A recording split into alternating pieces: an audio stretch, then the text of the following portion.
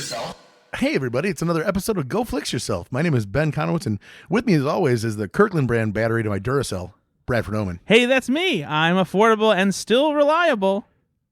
And the Energizer battery to my Duracell, Nate Loucks. You're a cheap imitation of me. At least I'm not a fucking Dollar Tree battery that lasts for 5 minutes, and then you got to go get a new one. I try to give you a little respect. Kirkland brand is not terrible, but it's definitely not elite like Energizer, and it's definitely not the copper top. Come on, that's all time. Yeah, but I got to say, I think Energizer is the winner here because they got the pink bunny that keeps going and going and going. Oh, I mean, I will give it to them from the marketing standpoint, sure, but Duracell is a better battery. What's Duracell's tagline? Duracell. Good. You know. Yeah, Nate, you won. You know. Yeah, you're better. Duracell, our cells are durable? Is that? But it's the copper top. I'm pretty sure it's like that was it at some point. Look for the copper top or whatever. Yeah, but that's just describing what it looks like. I mean, but honestly, that'd be like Energizer. It's the silver one with the black at the end. No, but honestly, like it's kind of brilliant marketing. Like okay, all you need to worry about is when you see a battery, if it's got the copper top, that's the one you want. So Duracell's current tagline is "No other battery lasts like it."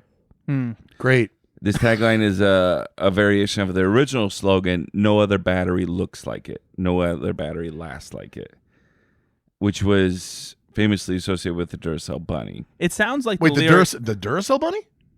No, the Energizer bunny. Oh, okay. Right? Yeah. You said Yeah, Duracell. Energizer bunny. That would be awesome if Duracell had a bunny. They like competing bunnies. Wow. Did the Duracell have a bunny? Well, no, but there was no, we're joking, Nate. The famous ad though is they would Energizer had a bunny. They would put the Energizer battery and the Duracell battery in a bunny, and then it would go, and then the Energizer would keep going. Yeah. Yes. There was a Duracell bunny.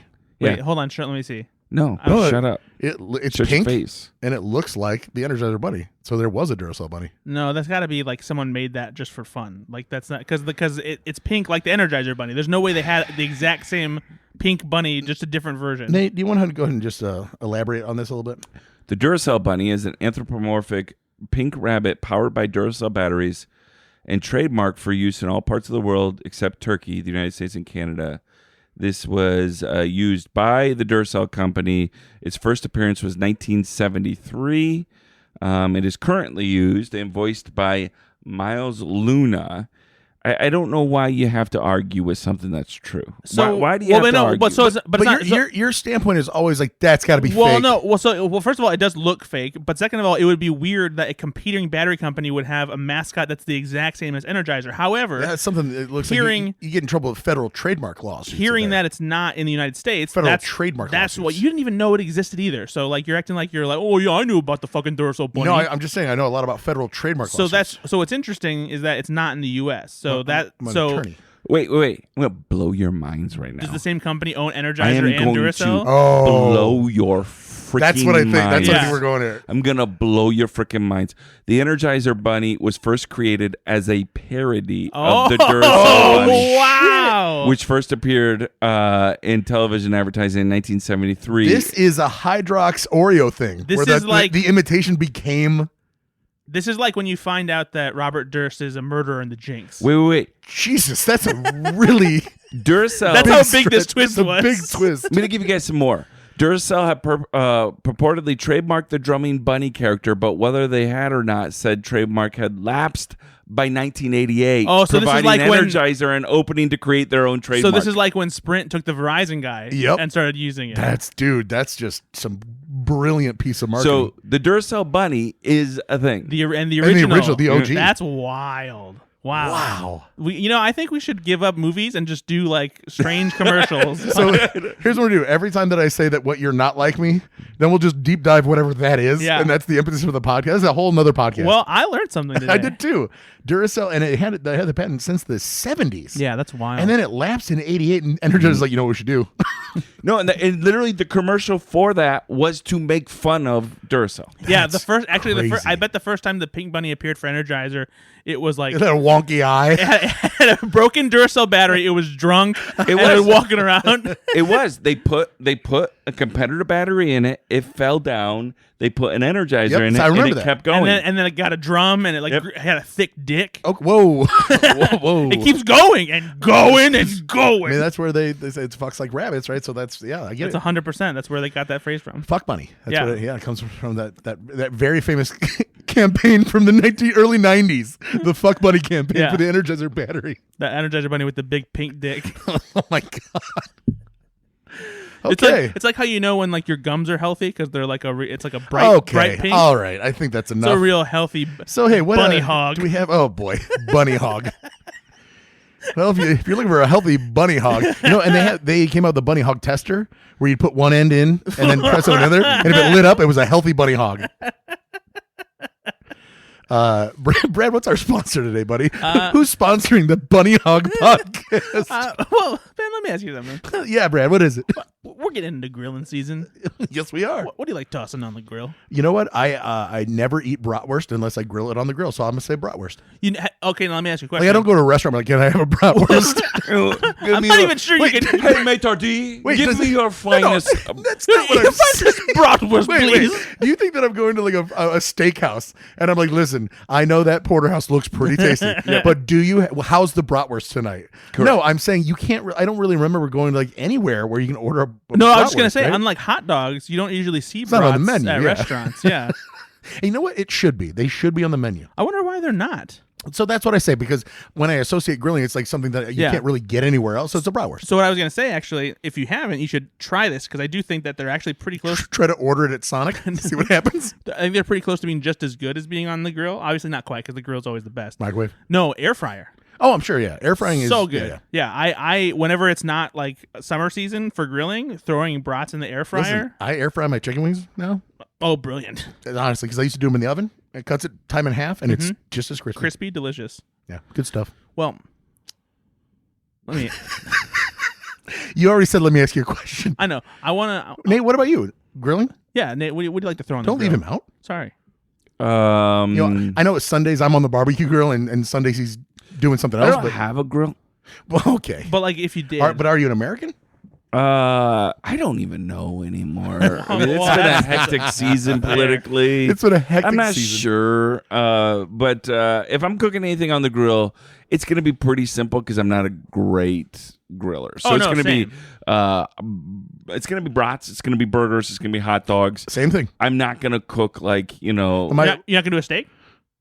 I'll maybe. do a steak in the grill. I'll do But, a steak, friend of the pod, not friend of the pod. Sorry, Justin Holmquist is a buddy of mine, but Enemy of the pot. does not. So as far as I know, does not listen to this show. Didn't but, we have? No, Justin has listened. Oh yeah, I know, but I don't think he's an active listener. Anyway, Have we had him on the show? if not, let's have him on the show. Yeah. He's a great, fine person. Justin, if you do listen to the podcast, Let us know. Feel free to comment and We'll say, wait. hey, I listened to the podcast. We'll wait 2 weeks and see if he actually does. But no, he'll post stuff where he's a grill guy. Like he knows what he's doing. Yeah. Yeah, see, that's what He'll I'm like saying. I smoke don't. meat and stuff. I'm like, man, I'm jealous of that. I don't have that skill set whatsoever. He's got it dialed in, man. Yeah. Well, he's got everything down. He is. He's a handyman. Yeah, his house is like upgraded all the time, and he's like, Yeah. just went to Menards, no big deal, NBD, and it's like this enormous project, and then 2 days later it's done. Like the guy is crazy. Yeah. I don't know. Good how for he you, does it. Justin. Anyway. Also, I heard he's a good father. What's that like? I think. And a great lover. Oh, I've heard that. I think that this the steak, a big part of the steak is like what you're marinating it in too. You know, not just the grilling. Nope. I think you got a little S&P on there, and that's it. But that's not true. That's absolutely true. It's Yeah, no, Don't take away you don't need to marinate the a flavor of the steak. steak. You don't marinate a steak, Brad. yeah, you do. No, you don't. That's insane. Brad, There are stop. there are a You bunch probably of- use A1 sauce. No, I never use A1 sauce. I hate the flavor of A1 If sauce. you get a good steak and you put a little salt and pepper on Yes, it, and of that's course. it. That's it. Yes, of course you can, but there are good recipes for steak marinades out there that make them good. So, oh god, I know you're such a big fucking expert. When's the last time you even made a steak? You piece of shit. like 2 weeks ago, Where? I pan fried it. Oh, so you didn't grill it? Well, no, it's very cold. Yeah, so you don't know what the fuck you're doing anyway. What are you talking- Pan fried steak. You're just a little bitch over here. I'll pan fry some steak. It'll be better than anything you do on a grill with your marinade. You don't even know. For our listeners, because this is not a video podcast, Yet. Brad brought more things than just a Yeah, a- because an you know why? unwrapped bag. plastic bag. You know why? Because I'm not bringing the whole container anymore. Because then I get Because you're gonna leave it in your area exactly. and just let it get yeah, rat, and then rat feces on it. and then I get yelled at Let by the rats Ben come. because his rat infestation can't help but get involved in the food situation down here. Yeah. Get involved. Like it's actively participating instead of just the left shit on the floor for the mice. I didn't leave Thanks. anything on the floor. You're the one who leaves it around. Smell it. Take a smell. Swish it around your mouth. Switch it around. Letting this food just sit on the floor. Okay, everyone. It's disgusting. Now these are Pringles. Yeah, I could see the shape, Brad. I'm telling the podcast listeners, you dumb No, fuck. you looked at us like we should. Hey, by the way, these are Pringles. First of all, my default expression is to look at you like you're an idiot. That's what you are. So, like, that's not a unique situation to the chips. Is this like a brat? Like a good. cheddar, like a cheddar brat? I eat these. Yeah. They're pretty good. They're not. Don't just finish your chewing. You brought up brats, so no. But just finish your chewing. You didn't say where to finish my chewing. I fucking hate you. The flavor of these, you think it's brats? He's thinking now. I can't get it out of my head now. I really think it tastes like a brat, but it probably isn't. Nate, what do you think it is? Hold on. I'm going back and burn on. And there's enough so everyone can have two if you need another. I'm good on the one. I have diabetes. Yeah, but these aren't sugar chips. It's a carb. It turns into sugar. It's 2 chips. It's not even a whole That's the serving. problem. That's my problem. No, your problem is that you have 20 servings. This is I don't know. I really don't know. So Ben is getting closer to what it actually is. Funnily enough. Oh my God! Say what it is. You do this all the time. It's not. You're not ramping up expectations. Everybody's just pissed. Everyone's just biting their Let's fingernails. move on to the. First of what all, matters. This Pringle? You're the only. You know what? To be honest, and funny story. What the fuck? Are you I'm doing? sorry. I like that little color to the podcast, and they'll just be like, "Oh, it's this." Moving on. No, you start. Let's talk about gutters now. No, you start guys. there. The new downspouts came in, and You they look start amazing. there. The elbows are at a perfect angle, and they get rid of the water. They really just chuck it out there. and then you tell the story. No, I don't. So that everybody knows what it is. Is this Tell you baked what. potato? Tell you what.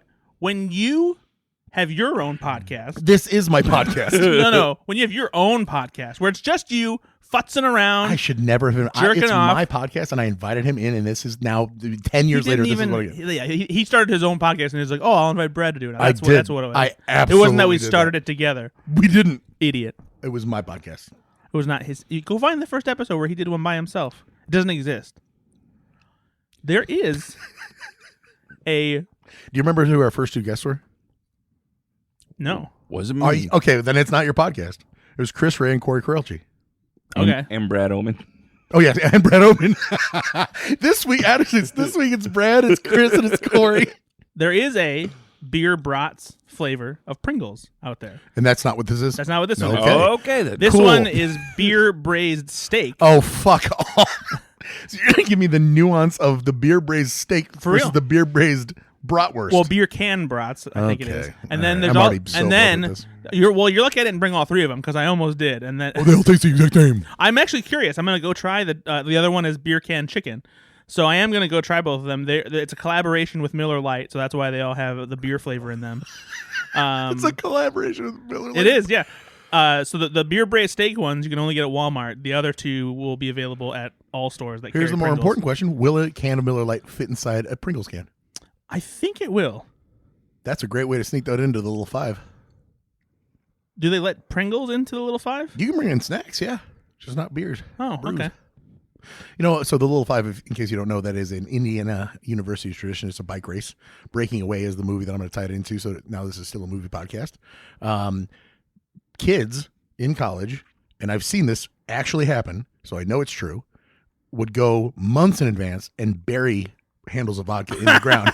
That's amazing. and then mark it with something, and then they would come in because you can't bring in alcohol outside, and they would just dig it up on the day of the race and then have that alcohol. And so you'd have these holes in the earth. And no one would stop them or see? It's a swarm of people, Okay. and everybody's on the same side, Interesting. right? You're all college kids. And you're like, and so it's like form a little wall. And I'm You sure can the dig it up. police are picking their fights on that. Exactly. It's like, Wow. But they're digging up handles of vodka and stuff. It was so funny. Now, it wasn't like I'm describing as like you just think everybody's got a shovel or whatever, but it was just every once in a while you just see somebody bury down and dig one up. You're like, Jesus, ingenious. Pretty smart. Yeah, good college kids. Yeah. That's a lot better than what happened with the Boilermaker special recently. What's the Boilermaker special? Oh, that's the That's train. the The train. train, and it It's- hit a car. Oh Yeah. God! Oh God! And Yeah. killing people. Yeah, Oh someone's no! dead. Why bring that up? Oh, I just thought it was just like a fun It's that comparison. time of the A podcast. fun comparison where Brad just ruins everything. Well, Boiler up. choo, choo. No, it's real bad.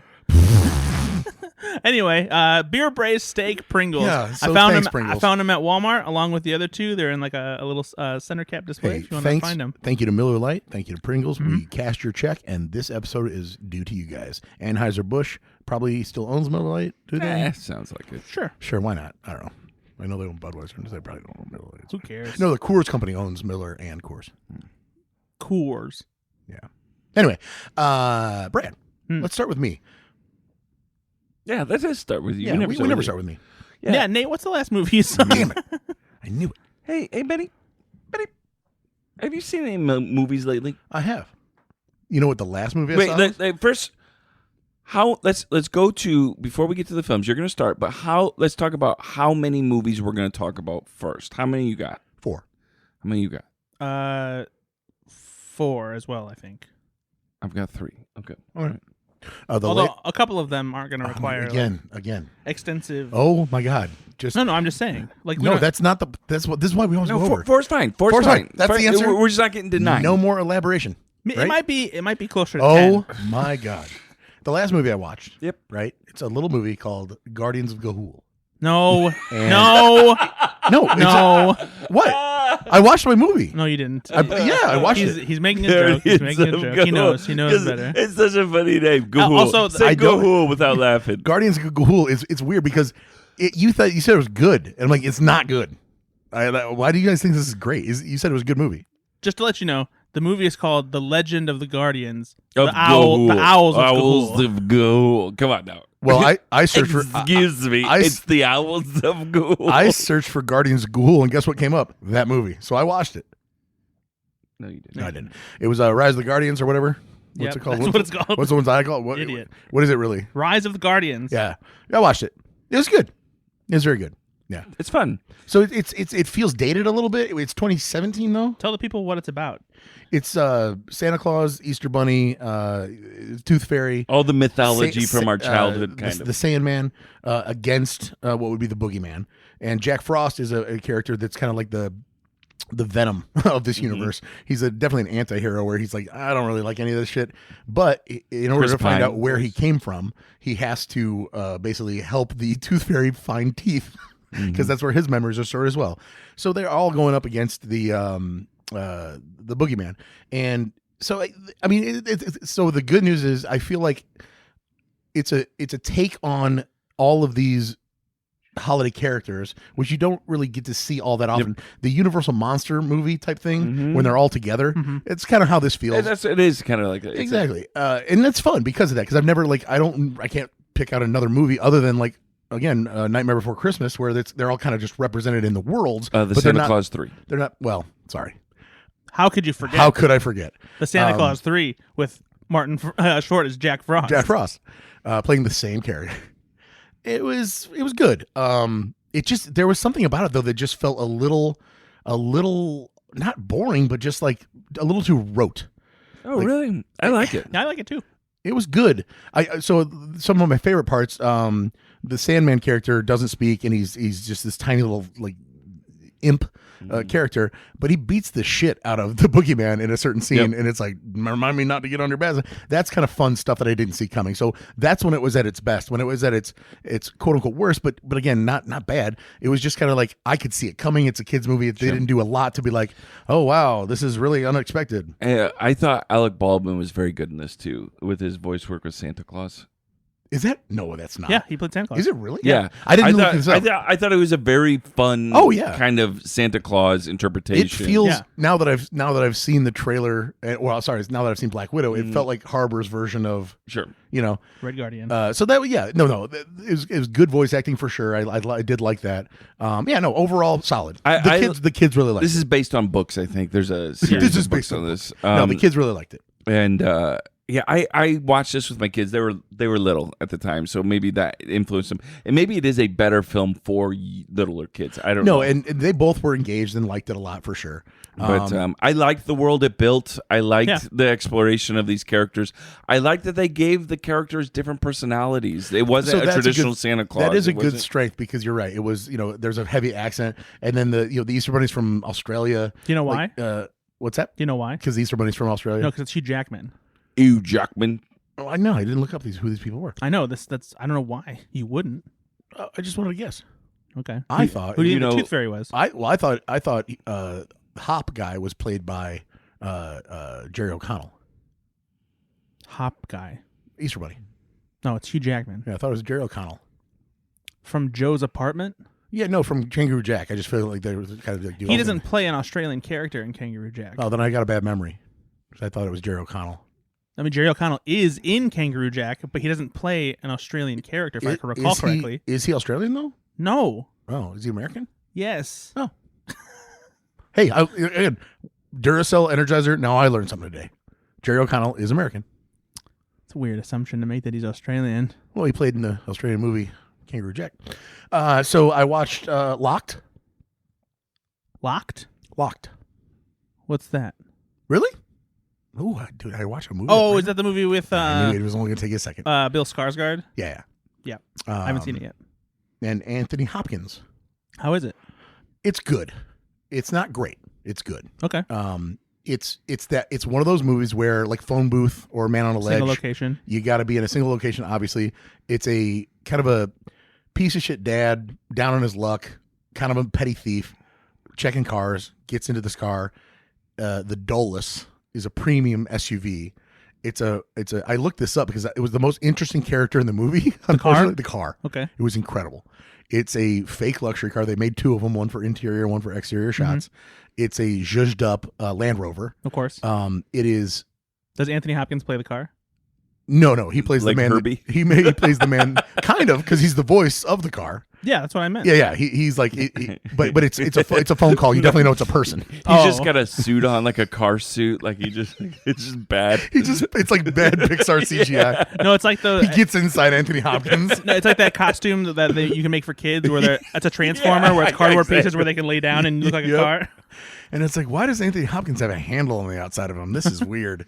But no, so he gets in, and then it's he can't get out, right? And he's slamming on the car. He's locked inside. Yeah, thanks.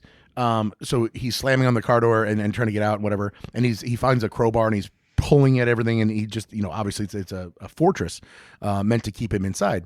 And so the phone keeps ringing, and it's Anthony Hopkins on the line. And then it goes from there, which is like, you try to steal my car, I'm gonna fuck with you. It escalates. It's got good escalation. There's a lot of stuff that happens in it that I was intrigued by. It hinges on the third act in a kind of a, and I don't want to spoil it because I think it's actually worth a watch.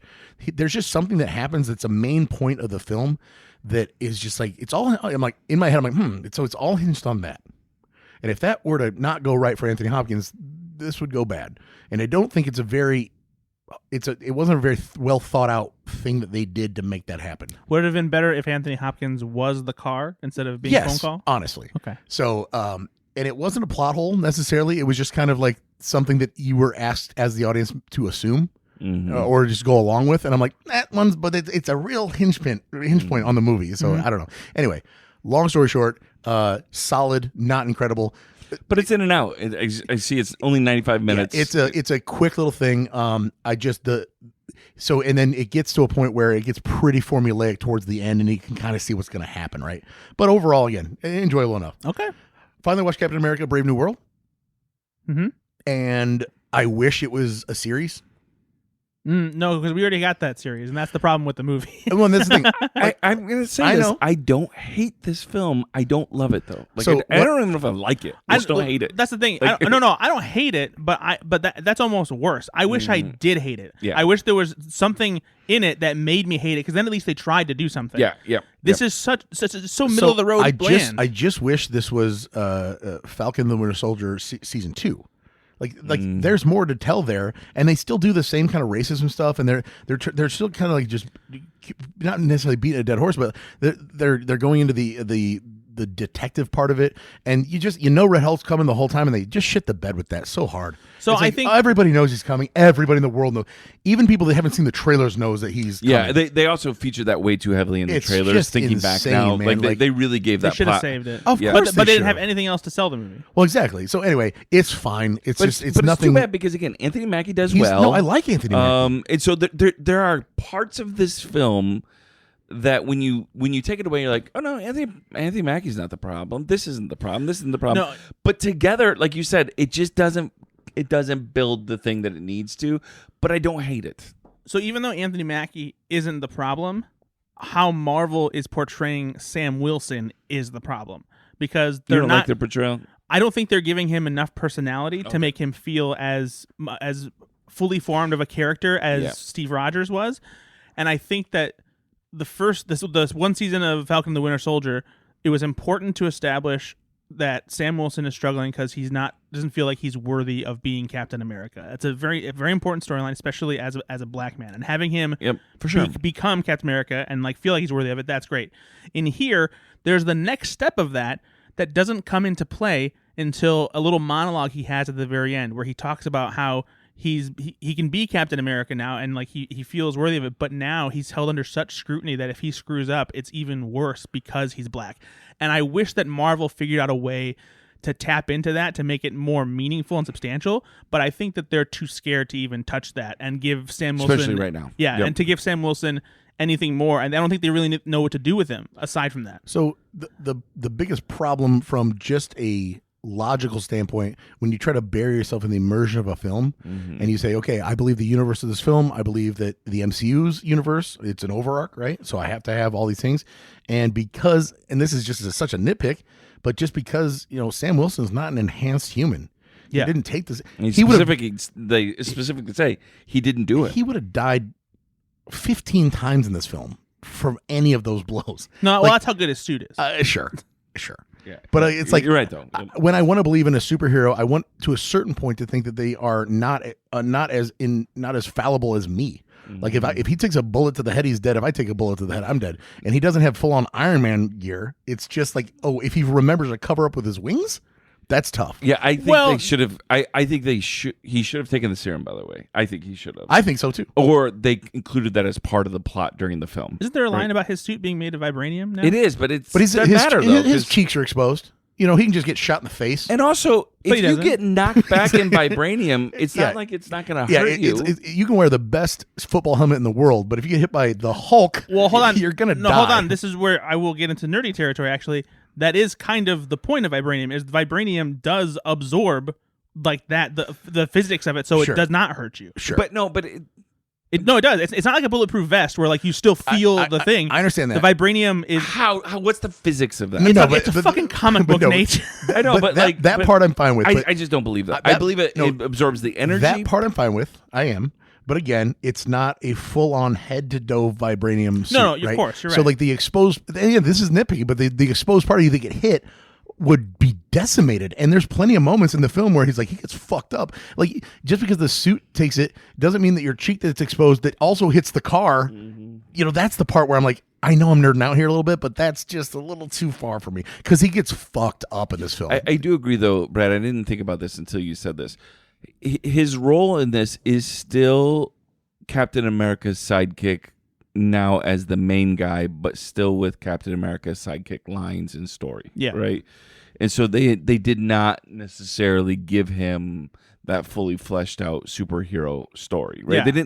They didn't graduate him in the kind of way that they should have. I think that's a good point. Yep. And that's the thing that's tough too, when they give him a sidekick that's supposed to be his version of him, his own Falcon now. Which I like that guy. I think he's fine. he's fine in the role. It's like now you just have like basically two of the same character. No, and you're right though. In the first in the TV series, what works well is Bucky and their personalities clash. The buddy, cop comedy kind of thing. Yeah. And if they could have done a film with those two, but they really did need those two together, I think. Yeah. Because that's probably where the chemistry for this character currently is. Yeah. In the dynamic between those two. Yeah. The good news is apparently Thunderbolts is good. And that's coming from people who have been just as skeptical and bored with Marvel as I've become. Told you. Why don't you ever believe me? So I'm seeing it on Monday. By the time this comes out, I will have already seen it, but unfortunately, we won't be able to talk about it because that's how time works. But since when? I'm a little more hopeful now, and I'm curious. We'll see how it goes. And are you getting hopeful about Superman? No. Can you just real quick act like you've seen Thunderbolts and like give us what your reaction? Hey, Brad, I heard you just watched Thunderbolts. What do you think? Oh man, I have a big pink Energizer bunny dick now because I'm so excited. It's that good. It's man. If I could, I would call it the Red Guardian. It's supposed to. He's featured that heavily. As big as the dick.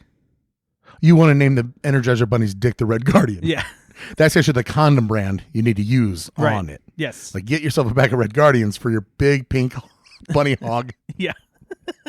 It's projected to do $70 million in opening weekend. So Great. Yeah. So it's All right. Well, the last movie I saw, The Exorcism of Emily Rose, Why did you watch that? because I had to double up because I screwed up last It's week. about time you got your assignments done. It's by Scott Derrickson, director I actually do like, even though he's a horror director. Yeah, Deliver Us from Evil, that was called, right? Yeah. Mhm. That's what I want to call it. And then he also did Black Phone.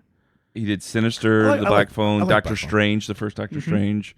He's a very good director. Sinister's great. I never saw Deliver Us from Evil. Was that good? It is good. I liked it. Yeah, so I feel like he's a pretty good, if not great, director that doesn't necessarily get a lot of props, but he's consistently putting He out definitely good gets a lot of stuff. props in the horror. And Doctor Strange is good. Solid. Yeah, but he's consistently putting out good films, Yeah. right? So So this was I didn't know anything about this film. So it's based on a true story. it's one of his first films too, I think. It's like, what is it? 40% courtroom drama, 60% flashback horror. Like, Yeah, it's more of a legal drama it really is. than you So think. there was.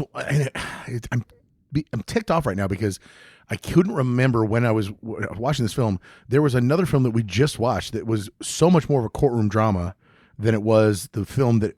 And we all talked about it. And it was like, oh, and I still can't remember what the fuck it was. So that's pissing me off right now. But this one, I liked the framing. I like the flashbacks and that part of it. Man, Tom Wilkinson, R.I.P. he was just such a good actor. Yes, it was. I just really like watching him. I'm not watching Tom Wilkinson. I'm watching whoever he's. No, playing, right? he really is. He embodied that the kind role of actor every single time. Yep. Who was the guy that was a real senator that played in all the '90s as a senator? Oh, Fred Thompson? Fred Thompson. Yeah, Fred Thompson. Yep. Same vibe that I get. Like just I believe him as that guy. Now they need to do a certain kind of role, Yep. but Oh, every time they're in that certain type of role, they just isn't Tom Wilkinson the guy in Michael Clayton who gets in trouble? Yes, yeah. Yeah. So again, a high, powerful guy that gets in trouble or whatever, or just a very experienced person that's going through something troubling. Like he's very, very good at that. So no, overall, I thought it was pretty good. I don't know. I just I'm not a huge horror guy in that way, though. I don't know how to judge these things if like against other things. I don't watch a lot of horror. I watch a lot of thrillers. I would have to come up with like You used to watch a lot of horror. I did, Brad. I used to watch horror movies all the time. My ex-girlfriend really enjoyed horror, and I'd watch those with her. Is that what you want me to say? No, I want you to take the next step and start watching horror movies again. Because I think you've forgotten how I didn't good know- they can be. Yeah, I wouldn't have given this to you if I didn't know like that you don't watch horror films anymore. I don't watch them.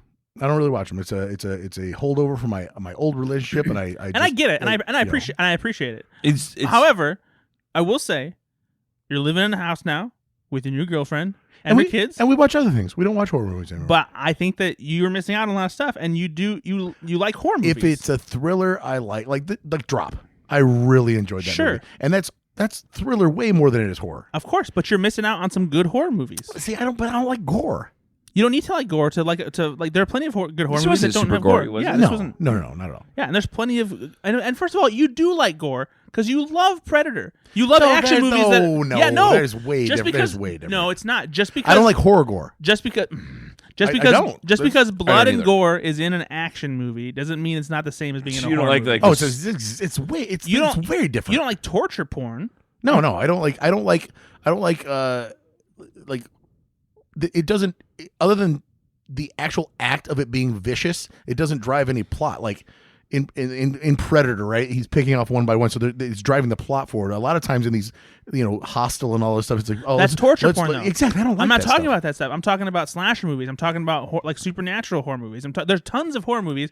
You're pinpointing a very specific one to try and make an excuse to get out of watching horror movies again. Just show me a good one. I'll give you plenty of good ones to watch. Listen, and again, I'm not against him. Like who's the guy? Ty West. Yeah, He's great. of course. XXX and You watched Barbarian. XXX2 and XXX3, basically whatever. Yeah. There, those are three great movies. Like, I Okay. really like those a lot. The Babysitter, right? That's a horror movie, but it's comedy. And there have been plenty of movies like that have but come out that you again, haven't watched. like those to me though are like especially something like The Babysitter. It's like half and half comedy horror. yes, that's a specific instance, but there are horror movies that are not necessarily comedies, but have that kind of style of story too, like slashers, like things like that you would enjoy very much. Is Sinners one of those movies? No, Sinners is a horror movie, Yeah. but you will like Sinners for a different reason because it's more of an action horror movie. But why can't I just like those movies instead of just a straight up slasher horror film? Like there's a killer on You the don't like loose that's Hostel. coming and he's gonna because- take your teeth out. Because I do know you do like those. No, but I don't. I know you do, and they're. I know because you used to watch them and you used to tell me how much you would like them. But he can not like them now, though, right? Not really, So like, because you know, because he doesn't know because he hasn't seen them. So he's just avoiding them. So it doesn't mean that he doesn't like them. It just means he's not watching them. all right, you give me a list of a couple that are just straight up actual horror films that have been good. In I the will last find some. couple of years, and I'll watch them. Like Evil Dead Rise. That's just too much for me. That does lean more to like it's not quite torture porn, but it's close because that is about like the cringiness of like Exactly. certain But I'm I not don't love that. I know, and No, I'll, I can't I will deal find with some good. I will find some good ones. And Like I liked Alien Romulus. yeah, that's sci-fi horror though. That's Exactly. different. So why can't I just like things that are horror You- adjacent? You can, but what I'm saying is you're skipping out on good things because you don't know. But what, you can't name one right Yeah, now. name That's a film really that hard for me. That you're No, like, no. I'll have to look at a list. I'm like, why? no, because I need to refresh myself on like what's the past few years and stuff that you haven't seen because I don't. I Because can't I'm remember off willing the to top of my bet that a lot of them are just like, again, like we're talking about, like, oh well, that's actually a horror comedy. That's actually horror sci-fi. That all There of are them some. kind of lean into that. But like, what's a straight up horror film that's not torture porn that is a good horror film? Like I can't think of one. I'll figure it out, and Alright. it'll be your next assignment. All right, probably. fair enough. Yeah, there's a lot of. I'm looking at a list right now I- from Rotten Tomatoes of the best horror films of the 2020s. I have not seen any. Well, you're not a of horror these. person, Nate. That's But like I'm just saying, like, have you seen their number one film? that'd be like asking a Nazi. Have you seen any of Woody Allen's movies? no, but No, they've seen them all. They want to study it. I've not heard of these. Have you? Did you watch His House? no. Okay, that's the number one film. What about Host Wait, where? from Rotten Tomatoes? The number one horror film of the 2020s Oh, is a okay. film called His House. It's Polish. What about Host, Is Host the one with? directed by Rob Savage? I think I know what that one is. I mean, I don't even recognize. Of course, a lot of these are made pretty cheaply. I think My Heart Can't Beat unless you tell it to. See, here's the problem: the higher rated ones on Rotten Tomatoes are going to be the ones 7 that have reviews. Yeah, fewer reviews, and they're also usually like international and stuff like that. Like you need to look at like the straight up like blockbuster horror movies. Okay, you got to get to the ones too where you recognize some of the actors, Right. So, for instance, this one has Gwilym Lee, so I know his name. Oddity from last year. Did you see Oddity? Oddity is great. I'm pretty sure I talked about it on the podcast. So would that be a horror film that you think he would like? Absolutely. So that's not sci-fi. That's not not sci- comedy. No, it's straight up a horror straight premise. straight up horror, and it's not super gory either. Okay. It sounds like I got my assignment. Maybe we'll see. I'm gonna go through. Okay. I'm gonna go through. Anyway, I started Havoc. I'll let you know next time how I like it. I was gonna try and make time to watch it, and I didn't have time. It's so far it's got a style to it for sure. It's incredibly gritty as the trailer would lead you to believe. gory too. Yeah, but like again, it's supposedly plot driven. I don't know. There's something. Maybe it's going to turn the corner here for me, but I'm about 25 minutes in. I've seen mixed reviews. I've heard that It's the got action. 65% on Rotten Tomatoes. I've heard the for a action Netflix is film. very It's not good, terrible. but the movie itself is just like decent. It's paint by numbers so far Yeah. for sure, but also the style they've chosen is like a copy of John Wick. Like Yeah. it's like purposely run through a everyone filter. wants to get that. It's not the actions. No, I'm not talking about like the action. I'm talking about the actual what it looks plot? like. Yeah. Okay. Like as it's being filmed, it's run through a filter. That's what I was gonna say. Does it It's have just- the bluish green filter a little Oh, bit? for sure. And it's To be it's fair- very purposeful. To be fair, the Raid 2 had that visual style before John Wick did. No, I know, but I think that I'm misrepresenting here. What I mean is I do get what you're saying. that it's like the CGI and stuff that they're Yeah. doing is run through such a filter Yeah. to make it still that same level of realism that it's not necessarily uncanny valley, but it's getting there. And it's Yeah. like, okay, is this meant to be that stylized or not? I don't know. It doesn't look real enough to be real, and it doesn't look fake enough to be fake. Like Yeah. it's just it's towing a line that I don't love right now. Yeah. Interesting. And that's it? That's it. Yeah. Brad? How about you, Nateford? No, we always go to me second. Brad, your turn. So you're second then. I'm going to be third. Oh, yeah, we're switching up as we're saying. Oh. Did you bring a game? No, because I don't do games anymore. ChatGPT does the games. Oh, yeah, okay. I can come up with one real quick. And he's so busy. Sorry about that. I just got distracted. Did you pulled out your phone My fiance Brittany texted to me look 'cause she up loves me. and you got on? Okay, all right. My fiance loves me. Sorry, didn't know that you had a problem with love. I guess. Not in the middle of the podcast. That's not the time for love. Oh, I can't be loved whenever I feel it.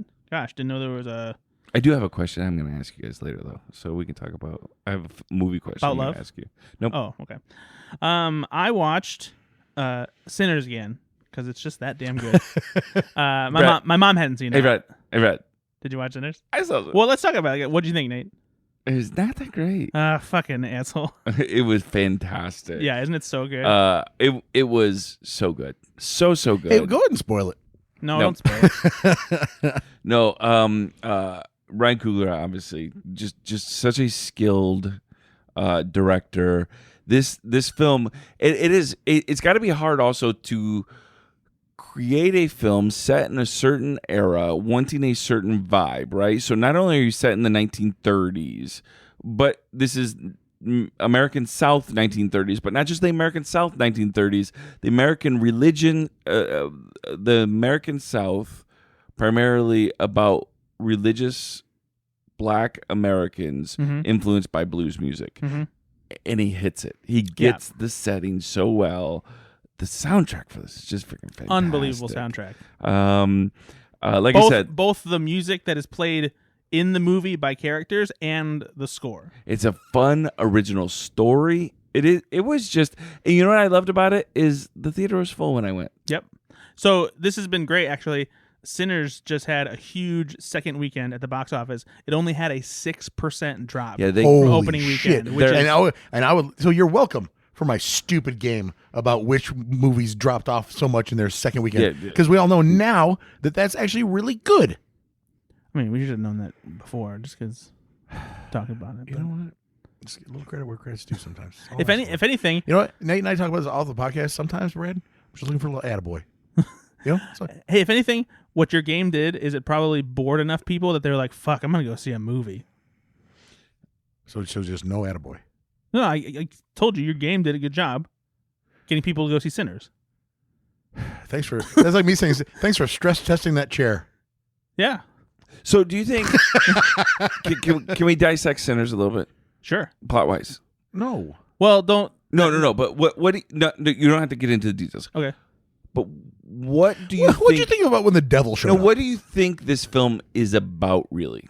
Okay, I don't want spoilers. No, that's not a spoiler. I No, think we can but- say- but I think I- we can have this conversation without it being a spoiler. No, because I don't want to. I honestly don't want to dig into that because I think that in order to talk about what I think it means, I do need to dig into specifics. Off the podcast, can we talk about it? Because Yeah, I've been absolutely. wondering about, like, I know. I don't even know that I know fully. That's what I'm saying. I Yeah. don't either, but I feel like Ryan Coogler's saying something. I'm not gonna like this. No, movie you still because will. it's one of those pretentious things No, that no, no, everybody not at knows. all. Nobody really knows. But they go, I get what he's No, doing. no, That's no, the no, hard no. thing is you I'm can gonna, enjoy I'm the gonna film smell my just fucking as the- A24 farts, No, and see, I'm gonna be like, meh, So meh, this meh, meh." isn't. First of all, the fact that you paint with that stupid blanket brush makes you a fucking moron. No, so many people no, just like no. Hey, stop and shut up and listen. because the director said this. it No, means stop this. and shut up and listen. Ugh. What Nate and I are saying about this is that there is a very clear, like, thematic meaning behind the main story. However, it also has more bubbling beneath that. And I think that there are things just from history and stuff that I don't even fully know about or understand to get everything that Coogler is doing. You'll still get like what he's putting forth in the most obvious way because there's no way you won't get it because you're not an idiot. But there's But you're more. not- yeah, if you knew more about the history, you'd know more about the movie. Right, exactly. Ryan Coogler has things to say, right? Yes. Especially about racism, about racial injustice. There are things being said in this film that I don't think I fully got, So, but yeah, I think I I, like want. that. I want to and explore. not in a pretentious way. Just because there are things that I don't know or understand about certain So perspectives. without seeing this film yet, there is a song called "This Is America" by Childish Gambino, and if you watch the video, right, I think that it's going to be the same. You can watch that video, and be very entertained, but if you don't know anything about the history of that culture, you're not going to get a lot of what happens in that video. Sure. Because there's so much going on there that is like the way he's doing this, the way he's doing that. If you don't know the history, you're not going to understand why it's important. So for that video, I think that there's a lot more that you would need to look into to understand everything, because there's a lot going on in that video. Here, there's enough meat on the bone for that everyone will get. Yep. But what I'm saying is, I watched that video, entertaining video, love the song, right? Still had a very good time. Yeah. I don't need to know every You nuance need of it to dissect enjoy it. it. Yeah. No, exactly. But if I did know more, I would like it more. that's what we're saying. Is there's a lot. So here. would you agree with me that it's similar? Because that's kind of what I'm. No, because your initial rant was about it's pretentious and that No, you can't I'm over that. enjoy it unless you get that. No, but I'm saying I'm not doing that anymore. I'm saying this is different. Yeah, I'm saying if anything, you're saying the opposite. You're I'm saying saying the exact opposite. just Yes. like This Is America, you can enjoy it as yes, 100%, Yep. and that's what we said. From How the do you get. how do you not get that I changed my course there? Well, because not often do you like Listen to me? No, you just Yeah. don't say things that make sense, and you just dig your heels into the ground. Okay, But back to the point of this. And I don't ever do that. This film is fantastic. son of a bitch. Go see this film in the theater too. Yeah, and if you can, It is see a on IMAX. blockbuster. I didn't see it on IMAX, but So I want to say see it on IMAX if you can, only because there was several moments where like the aspect ratio just makes the movie look gorgeous. But there's one particular moment, I don't know if I mentioned it when I talked about it before, where I was just like, oh shit, that was fucking amazing. can I also give a shout out to Delroy Lindo, who I thought really did well in this? You I don't- absolutely I don't can. know if he's going to get a lot of praise because he's not the most major character. He's certainly a major character. Yeah. He was fantastic in this. He's though. I mean he's a legend at this point anyway. Yeah. But yeah, he's a great character and he's awesome in this movie. Everyone is awesome in this It movie. is encouraging that it immediately got greenlit for a sequel. You don't usually see that until months later, so I'm happy about it. I don't know if I got greenlit for a sequel. I don't think there's any. Yeah, it's set in the Simpsons universe. It's called Skinner's.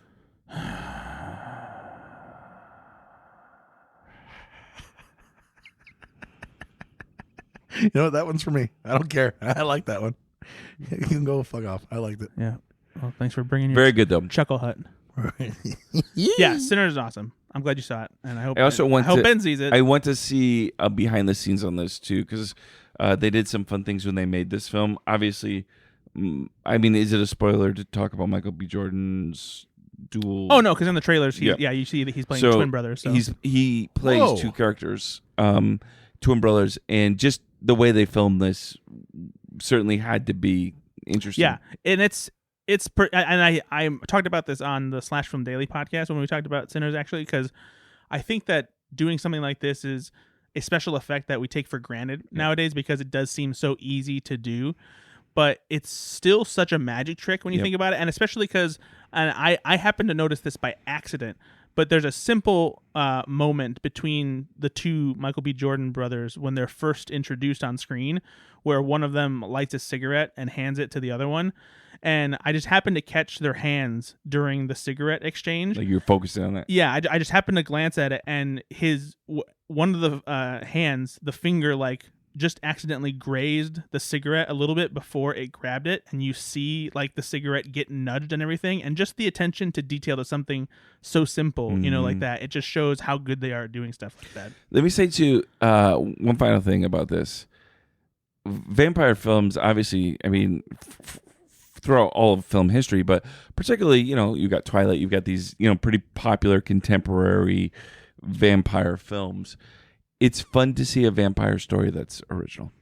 Yeah, and also one that kind of digs back into like the monstrosity of vampires, because there haven't been a lot of vampire movies on this scale that get back to that. And someone at Slide Room actually, BJ about vampires. You guys are jerks. BJ Colangelo wrote a whole article about how this like basically pulls vampires back from like the Anne Rice Twilight saga, like a thing of them it being like sexy and like not super scary anymore. So good shit. Good shit. Go see this film. Thanks for the spoilers, boys. Not a spoiler because it was in the trailer, and Yeah, but I forgot it. well, that's your fault. So I really didn't know that it was about vampires. It's not. I forgot. It's not. It's about racism. Okay. All right. Cool. Well, yeah, I saw Sinners again. I also saw The Accountant 2. Ooh, how is it? This is a shitty thing, right?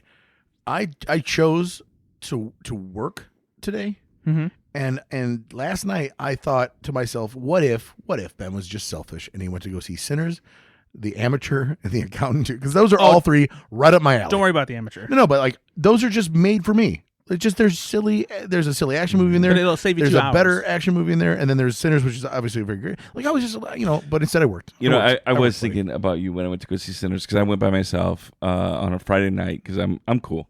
I'm just jealous of that. What's and that like? no, I thought about. I'm like, I wish my boy Benny was here because we used to go see movies I know. occasionally. What if Let's I get still back go to- and let's see? get back I to still that, Nate. see movies Let's with get Brad let's because get- he invites me to my things. my family will be put on hold if you want to go see a movie. Once a week, let's just have movie bros. That's not how that works. Once a week, No, bros with movies. I'm already doing this with you. Okay, but like make another thing. Yeah, I got a family now. Anyway, It I saw The sucks. Accountant too. Just kidding. Some people have been a little more lukewarm on it. I think it's great. I think it's a lot of fun. Nice. The reviews are pretty high. There's It like feels like- 78%. Oh, okay. It feels like it's a little more in on the knowing that like, oh, this is a silly movie. Good. Not to the point where like they're leaning into it too hard. Right. Just a little more comedy. Like where they were like, Yeah. hey, we're gonna do autism as a superpower and go crazy. They don't go crazy, But there's but it leans a little more into like his characterization and like using that as like a tool for like levity and stuff like that. Sure. But the best part of the movie is that we get more John Barenthal and Ben Affleck Absolutely. together, and they together are amazing to the Yeah. point where Barenthal almost steals the movie. that's great. He's so good. In it. Love to hear that. Barenthal's awesome. I love him. If I had one complaint, Okay. and it only- see, Nate. You know what? I was so honestly, dude. You could just stop talking. Then after we see it, I'm after sorry. we see it, I'm sorry. It's my obligation to tell people like what I think about the quality of a movie. Like it's my job it's or something. not though. Like it's not. Tell you what, It's you know, just do me a favor. Next time you do something for people involving gutters, I'm don't tell them riding high. don't tell them about the negative things. I don't. It's my job to do a good job. Hey, can I also make a comment about the First Accountant because Yes. this is fun. I watched that film with my girlfriend Evelini, who is a bilingual speech SLP, and she works with kids with autism. And she actually recommended that film to a parent of hers to understand their kid that has autism. Yeah. because she said the First Accountant, she said, does some really good work. Like helping you understand autistic people really well. She hadn't seen it until Wow, when we that's watched awesome. it. That's But- actually really cool. yeah, it is very cool because just the way Ben Affleck plays it is Yeah. so specifically. Yeah. But it sounds like it's not that they pushed away from that heavily, but they did lean more towards the comedy this time. Yeah, and it's because they show more of him trying to do like techniques that like he's trying to become more comfortable with socialization, like stuff like that. You see some of it in the trailer of like Yep. him going to like Anna speed Kendrick dating is and stuff. not in this one. She's right? not in this one. Do they? And it don't spoil it obviously, but do they do a good job of explaining why? They shoot her in the head. I'm kidding. But they don't because she's not in it. No, they don't talk about it at all. They really don't. No, because and I didn't even realize this until it was over. It's the Accountant came out in 2016. Mm-hmm. I didn't realize it's been 9 years since that movie came out. So that's honestly, it's like kind of a win for The Accountant, the first one, because people are still going to see this, hopefully, and it's relevant enough that And the first movie, it matters. Part of the reason the sequel even happened is because the first movie did gangbusters on VOD and streaming. Yeah. and I stuff. didn't watch it until you guys Yeah. assigned it to me. no, I really liked that movie. No, honestly. I genuinely really liked it. So, but I was gonna say, So in the first one, the farm scene is one of my favorite scenes. Right, so Good one. He's just he goes to a farm of clients of his who tell him he can come out there and shoot if he wants, and then those two character actors probably that have been around forever that play the husband and wife team are just the best. Yeah. They're just so fun. Man, yeah, that whole scene, and then they die, but like other than that, it's pretty great. do they die? I don't know. I don't I remember. don't think they do. So if I had a complaint about the second one, Oh boy, here we go. it's that the plot is a little too convoluted and it's too complex for its own good. Gotcha. Um, First one was like bad guy is in charge of the company and gets his comeuppance, right? Yeah, and this one it's They don't turn it into like an international espionage thing or something. No. But it's the way it's spaced out and the way they like reveal things and the way they it takes some time to like, wait a minute, what and who, how, why? So they should have just cut to the chase a bit. I don't know how you fix it necessarily. I think that maybe they just made it more complicated than it needed to be. But it still does some interesting things. And also, based on this conversation, does that mean you have seen The Amateur, or just hearing it's bad? I haven't heard really anything that good. I've heard that in a different time and without Rami Malek playing the role, it would have been a lot more fun of a movie. Wow, so probably Malek is part of the reason it's not great. Rami Malek, a lot of people have been saying that he just doesn't have the personality or the presence to pull off a movie like that and make it fun. Have you seen him in a role where he has a lot of like? I mean, obviously he embodied Freddie Mercury. Freddie Mercury, he does very but well. Then he was a bad guy in a Bond movie, but he didn't do as good as Javier Bardem at all. No, and it was also just not a good character. But still, he didn't do anything with it. Yeah, and as far as I know, like the role that he like was best in, aside from Bohemian Rhapsody, was Mr. Robot, where he had to play like an awkward person, like, no emotion, right? right? So that's tough. So I don't know. Not fair enough. But so The Accountant 2 is good. You should absolutely see it. I had a little bit of and this would be a quick thing, of a throwback cinema day on Saturday. I went into Chicago, and originally I was going just to see the 25th anniversary screening of Dogma, which Kevin Smith is currently touring around the country because he was going to be there. He was there. Well, he got it back from the Weinsteins, right? Yeah. So he told the whole story at a Q&A afterwards, because he's every stop they're doing now before they do a wide release of it in theaters in June, he's doing a Q&A after each screening. And so he was there for 2 hours just answering questions, talking about it. And he told the whole story about how he doesn't have the rights, but somebody got the rights and then contacted him and was like, hey, we have the rights to Dogma. So a company or a person? Both. It's a person who is part of a hedge fund who apparently bought a small batch of 10 movies from Weinstein because they're trying to sell off stuff to pay for legal fees. And one of the movies was Dogma. That's so incredible how IP works in that way. Yeah. I'm like, I bought 10 of these. I should get a hold of Kevin Smith because one of them was Dogma. So there's a cool story actually, because the woman who was part of the hedge fund who reached out to him and said, hey, we would like you to be able to do whatever you've been wanting to do with Dogma now. Her mother lives across the street from where his movie theater is in New Jersey now. In Red Bank? Called Smod Castle. Wow. She when a while back worked in a store that was next to Jay and Silent Bob's secret stash. Fuck out of here. Yeah. I went there, the secret stash. Oh, really? In Red Bank. Nice. Yeah. I never got to go. 2006, I took a road trip around the United States after college. Nice. And I stopped by, and it was awesome. I mean, of course, back then, just out of college, Jay and Silent Bob Universe, whatever. It was really cool. I mean, like it's kind of like when Quentin Tarantino bought a theater to like revamp it. These artists really do give a shit about. Well, some really do give a shit about the actual history of film and cinema in the first place. You love to see it. Yeah. So it was cool to hear how it all happened, and so now they're doing this re-release tour. It's going to come out officially again on Blu-ray and 4K because it never got a 4K release, and the last Blu-ray release was years and years ago, and they haven't done a new release since then because they didn't have the rights to. So it's a whole thing now, and he even said that he has been tinkering around and doing some writing for Dogma 2. I love Kevin Smith. I know, and I say this out of all the love in the world. I'm okay. I don't think he has it anymore. No, he doesn't, and it's just he got really into weed. Yeah, and I don't know if he still is, but he actually started really getting into weed, and that if you look at when that crossover happened, that's when the movies started being just not that great. Yeah. At the same time, he's not great at taking his own intellectual property that is just smash hits and then recreating the vibe. I feel the same way as like a Happy Gilmore 2. Yeah. You're not going to be able to recapture that magic. Yeah. Clerks 2 actually was pretty good. Like I actually liked it for what it was. I like Clerks 2. And then, it's diminishing returns. Jay and Silent Bob reboot got pretty decent ratings. The reboot?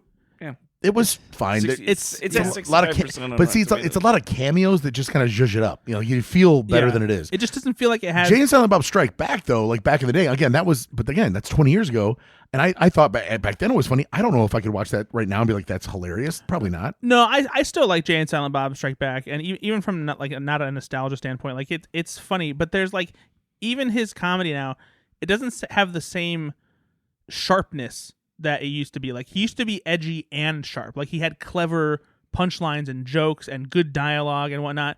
And there's just something that's been missing for a long time now. That it's just not there anymore. And I don't know if he could ever get it back. Yeah, that's fair. But it was really fun seeing Dogma again. I never got to see it in theaters. I was gonna say, does it hold up? Yeah, it really does. Because it's old Kevin Smith, and it's for considering the movies he had done before Dogma, it's a big swing, and seeing Matt Damon and Ben Affleck in those roles is a lot of fun. Alanis Morissette, it's got a great cast. Chris Rock is great in this movie. Alan Rickman, George Carlin. George Carlin, yeah, it is a great cast. I still love this movie. It's smart, it's funny. Jason Mewes is really good in this movie. It's weird because he's not very good anymore, but there was a period here where he was doing really well because like he is playing a version of himself. But that's not always easy to do. And Kevin even has talked about how that's so hard to do. Actually, yeah, because most of the time the stuff he's written for Jay as a character is stuff that Jason Mewes has actually said. Of course, but like Jason Mewes he had a hard time for a while doing it because he's like, no, just do it like you do in normal life. Just say the thing you said yesterday. I wrote it down. Yeah, and he literally said that at one point. Yeah. So yeah, but he is really good in this movie, and yeah, Dogma holds up. And if you haven't seen it, you should watch it. It's. Nate, have you seen Dogma? Yes. What do you as a pastor? What do you think of Dogma? It's fine. I mean, it's not obviously. It's probably not your cup of tea. Well, I mean, I'm not offended by it or anything. How but dare you. It's not really your like humor style. Really. Yeah, it's not my humor. Yeah. I would say Kevin Smith isn't my humor style. Like he doesn't do it for me as he does. So Mallrats, Clerks, Mallrats, love those films. Mallrats is everything since my favorite Kevin Smith film. And I know Mallrats by far. It was my introduction. My brother came home from college. It was the first one I ever saw. Same me actually too. And I just thought like I had never seen comedy done that way. Yep. Yeah, like a schooner is a sailboat, idiot. Like that was just so not just funny. that, but the pop culture reference. No, but everything that. Yeah, it was the first time I saw anything meta. Yeah, and also it's the first time I really was introduced to callbacks. Yeah. Like, fucking in a place that's uncomfortable, like the back of a Volkswagen or whatever. I had never really, it was Mallrats is 92? 95, I think. 95? Yeah, 95. So I'm 14 coming into my own as what I think is funny. And I'm learning about callbacks and I'm learning about all this other stuff. And it was the first time I looked at a film and said, why is this funny rather than I'm just laughing. Yeah. It also felt like you were uncovering something that, wow, this is like... It was underground at the time, yeah. for sure. Kevin Smith was not a household name whatsoever. My cousin Chris... my cousin Vinny. Gave me his VHS of Mallrats, and he's like, you should watch this. You'll really like it. Yeah. Cameo by Stan Lee himself. Yep. And after that, I watched Dogma, and then I watched Clerks, and then I watched Chasing Amy, which I also love. Yeah, no, Chasing Amy is great. And then I was all in. And then not long after that was when... they had announced Jay and Silent Bob Strike Back, and I was just like, "Oh, here we go!" Yeah. So yeah, I love. By the way, he did quit smoking marijuana. Hey, maybe it's a return to form there. Mallrats 3. Here we go. I don't know. Just skip 2. Maybe. So I did that, and then before that, I decided to get a ticket to see Revenge of the Sith in theaters because it had been a while, and I felt like giving myself a treat. I took Finn, dropped him off to him and his. He took like 10 of his buddies. Fuck yeah! We're going to see But do you realize that film made $25 million this It was weekend? huge. It was huge. Wow. Yeah. He loved it. Him and his buddies loved it. Wait. It made $25 million when it it was the number 2 for the film. re-release this weekend. Holy shit! Yeah. Good for that. It beat Accountant 2. Like just barely, but it did. Yeah. Yikes! But also good for that. To be fair, the first Accountant didn't do huge business in theaters. It found its audience. Got some legs. At home. Yeah. Got some legs at home. But yeah, so I saw Revenge of the Sith, and it was just fun to see in theaters again. I'd love seeing a good Star Wars movie in theaters. And so I watched before I get to my assignment. The other. Oh my god! Okay, you said this real quick, and then now. Well, we got into a whole conversation. It's not my fault. We have a conversation as friends, and we talk about movies and have fun. It's a podcast. People come here for that. Okay, you know what? I'm wrong. You're right. Let's go. Thank you. I appreciate it. I accept your apology. Okay. I watched Companion. Don't look this up, Nate, because hold on. You know what he does every single time. I watch him look it up. And I don't want you to, because the trailer for this movie, I think we talked about on the podcast, doesn't give anything away at all. And all of the guesses we had about what this movie was about were completely wrong. I'm not going to look it up, but I want to look at... Okay. I wanted to know what film you're talking about. Now I know what film you're talking about. Don't read anything. Don't even read the briefest plot synopsis, because something really frustrating happened to me. I stayed away completely from knowing what this movie was actually about. It just came out on it just came out on Max this past week. I went to go play it today, and I happened to catch the little descriptor of what the movie is about, like just a quick 2 lines on Max on the app page, and I saw a little phrase and I was like, fuck, because I didn't know what the movie was actually about, and it just gave it right there. So I watched it, and the first 15 minutes, knowing what I know, I'm like, oh, well, this is a really clever setup because now that I know what the movie is actually about, I get it. So It would have been a lot more fun to watch. it would have been way way more fun to not know. So what I'm going to tell you guys, Ben, this is you too, even though you're not paying attention. I'm listening. Go watch Companion and don't learn a thing about it. Don't even read the little blip on Max. Just go and hit play immediately. Don't look at anything except knowing what you're playing. So what's it about? This movie is it a comedy? This movie is it a drama? Like a buddy comedy? Is this a horror movie that you're trying to trick me? This is a full-on thriller that you will like. It has a little bit of a horror element, but it is the exact kind of thriller that you're talking about. Yes. This movie fucking rules. I was so psyched to watch. Companion. Yes, Companion. It's on Max now. It is great. It has Sophie Thatcher, who's in Yellow Jackets, and she was in Heretic. Jack Quaid is also in it. He's great. I like Jack Quaid. This movie, I do too, and I'm becoming a bigger fan of him as I see think more that of his work. it's an inverse relationship. My like of Dennis Quaid has degraded so much. Of course. And now Jack Quaid, I was fine with him, and now it's like reversing, right? Yeah. And Randy Quaid is just not in the picture anymore. No, he's in the picture. He's wearing a mask of a devil, and he's having sex with his wife online, and you can buy photos of it, and he's wearing a Cousin Eddie thing. Is that something that he does? He's an insane person. He's lost it, yeah. He's off the grid and really kooky. Really conspiracy theory But guy. yeah, that's all I'll say. I loved this movie. But honestly, a guy that gets abducted by aliens, you got to say, he's probably a little wacky now. They mess with him. Also, he has an RV that has a lot of toxic waste going on. Also, actually, I can't come up with a third Randy Quaid film. That's good comedy right there. What is the third Randy Quaid film that I'm searching for, Brad? Kingpin. Yeah, but that's a good one. So is Christmas Vacation. No, I know. And so is Independence Day. Yeah, what are you doing? You know what? Let's just move on. But yeah, go watch Companion. It's on Max. You won't regret it. Don't learn anything. Randy Quaid's great in it. So the last movie I watched was my assignment from Ben, and it's León, the Professional. It was mostly just known as The Professional. It was initially. but the official title is León, the Professional. León. Okay, because it does have the accent. Yes, he's French. What did you think? Jean Reno. This is what year? 1992? 94. 94? Yeah, so this is, if you don't know what this movie is, it's directed by Luc Besson, who directed The Fifth Element, very big action director, and it follows Jean Reno as a cleaner, or an assassin, if you will, and he takes in Natalie Portman, who's a young 12-year-old girl whose family has just been killed by a corrupt DEA agent played by Gary Oldman. And she's just trying to stay safe, and she's interested in his job and wants to become a cleaner too to get revenge for her family's death.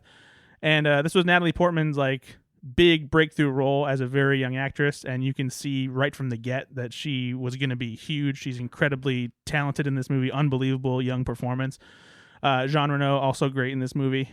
I will say, nowadays, knowing more about Luc Besson, it's a little bit of a creepier movie. Yeah, so when I saw this film, I was in college. Yeah. And I was told that check out this movie. It's up your alley, Ben, because it's an action film, but it's a character study of a kind of a guy that's a little bit slow, a little bit mentally not all there as far as being a grown up. He does have an intellect that's not necessarily representative of his age.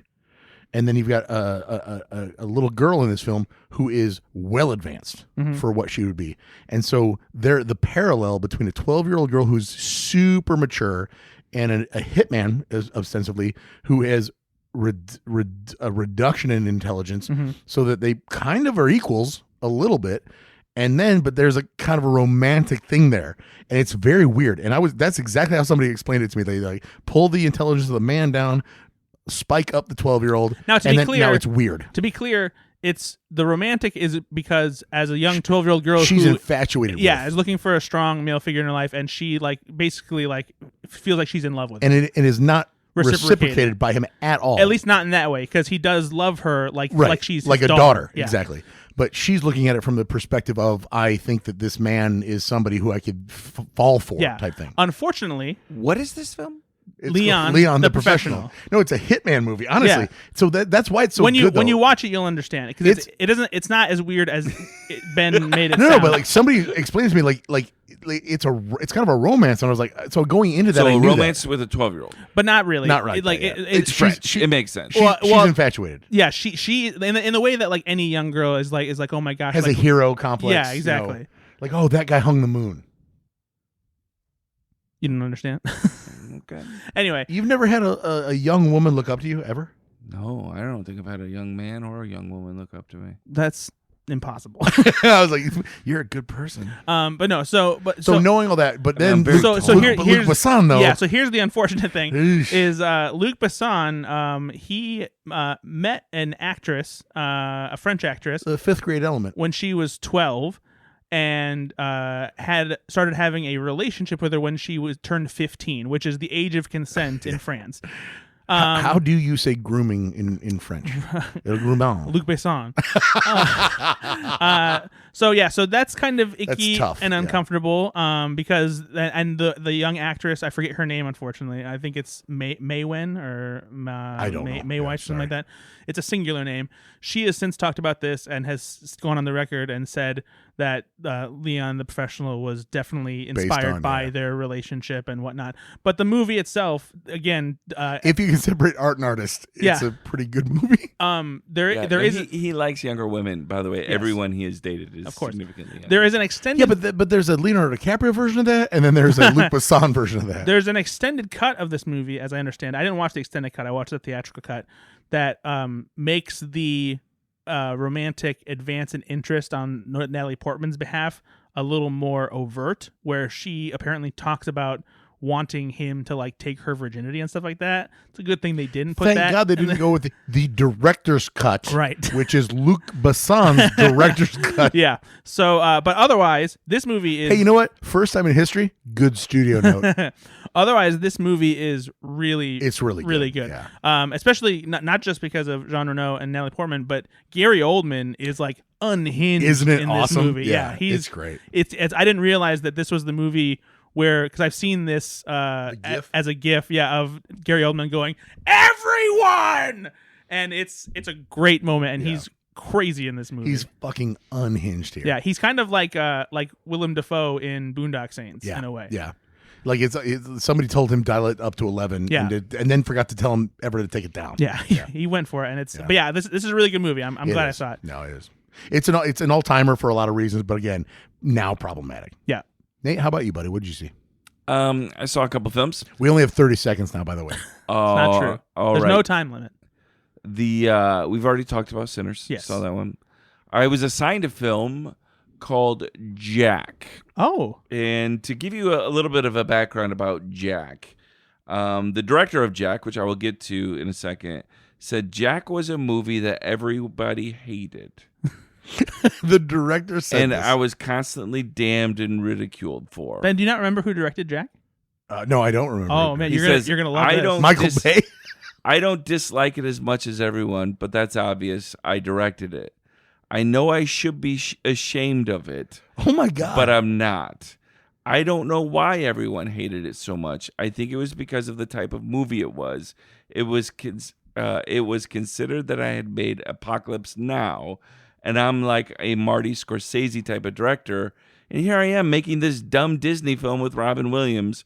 But I was always happy to do any is this type of film. Ford Coppola? Yep. This Is this is Francis Francis Ford Ford Coppola Coppola directed Jack? Jack. Oh my God. This is like the episode of Saturday Night Live we talked about. He's just like willing to do anything. You know what? That sounds fun. So hold on. Do you think then the run up to the release of this film means it's a Francis Ford Coppola film and it's going to be more important? I don't remember, because for me at the time I was just we were like, super young. I was just like, oh, this is Robin Williams movie. Right. I can't wait to see it. He's playing a kid. He's playing a kid? Yeah. Yeah. So Nate, So this is I couldn't believe you hadn't seen this. No, this yeah. I mean, this is a 17 on Rotten Tomatoes. 17%. Wow. So yeah, I typically do stay away from those types of films. I was just surprised you hadn't seen it at just around Yeah, being yeah. younger. Brad, worst Robin Williams film. The worst? No. Worse, I'm asking a question. Worse, Jack or Bicentennial Man?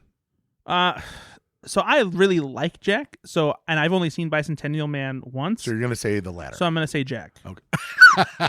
No. I think Bicentennial Man is worse, but I don't remember enough to be certain. Jack or Robots? Robots is worse. I don't know, like robots. Okay. I'm just figuring out your level of disdain for. I don't have disdain for different. Jack. No, Robin Williams. Yeah. RV, awful. Old dogs. Awful. Dog shit. License to Wed. Not great, but not his worst. He only has a small part in it. A Merry Friggin' Christmas. Haven't seen it. The Fisher King. Haven't seen it, actually. Patch Adams. I like Patch Adams. I do understand that it's a bit schmaltzy and a bit, whatever, but I think it has some great performances. I do too. I don't think it's a terrible Yeah. film. Did you already go to Man of the Year?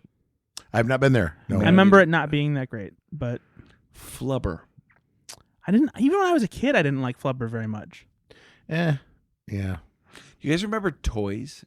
Absolutely. I loved toys when I was a kid. I'm a military man, likes a military meal. It's LL Cool J saying that he likes to compartmentalize and not have his food touch, and I was like, respect, because that's who I am. I'm not a military guy, but I don't like it when my food touches on the plate, and it's like I get it. You are autistic. Yeah, you gotta touch the tism. I get it. It's all gonna go in my belly, but at the same time, if I take one scoop of I don't know, cottage cheese, and it's next to like potato salad. Ooh, get the fuck out of here. First of all, that's the problem. Cottage cheese is disgusting. So cottage cheese is the best food on the planet. The interesting thing sometimes about these lower rated films on Rotten Tomatoes, you'll see a lower rated for critics, but oftentimes the audience likes them, right?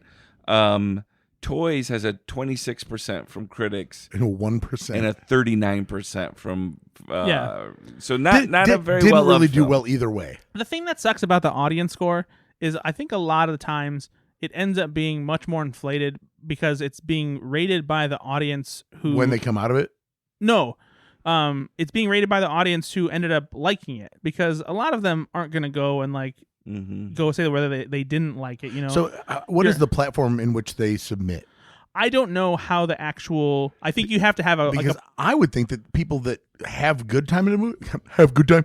I think if people have a good time at the film, they don't think about going to give it a good review. Just like on Amazon, I never think to review a good product, but if it's shitty, I'm gonna go say it's shitty. Well, no, so that's what I was gonna say is I think that a lot of the people who have a profile on Rotten Tomatoes and who are the ones who are inclined to go and rate the movie, they're gonna be the ones that give movies like Toys and stuff like that a low rating because they're the ones who are who are always giving the high ratings to like Scorsese and all that kind of stuff. No, because look at like anything that's a blockbuster that's actually critically panned. It's like 88% on the audience score because they're chuckle fuckers like, oh, what are you talking about? It's so terrible. No, but that's what I mean though. So so the other side of that equation is that it's people who the only people that are going to go see these scenes in the first place. Exactly. Okay. The ones who are going to like the movie no matter what. Gotcha. Yeah. Okay. Another film that was not rated well by critics, but audiences did like this film. I like this film as well. Robin Williams is Hook.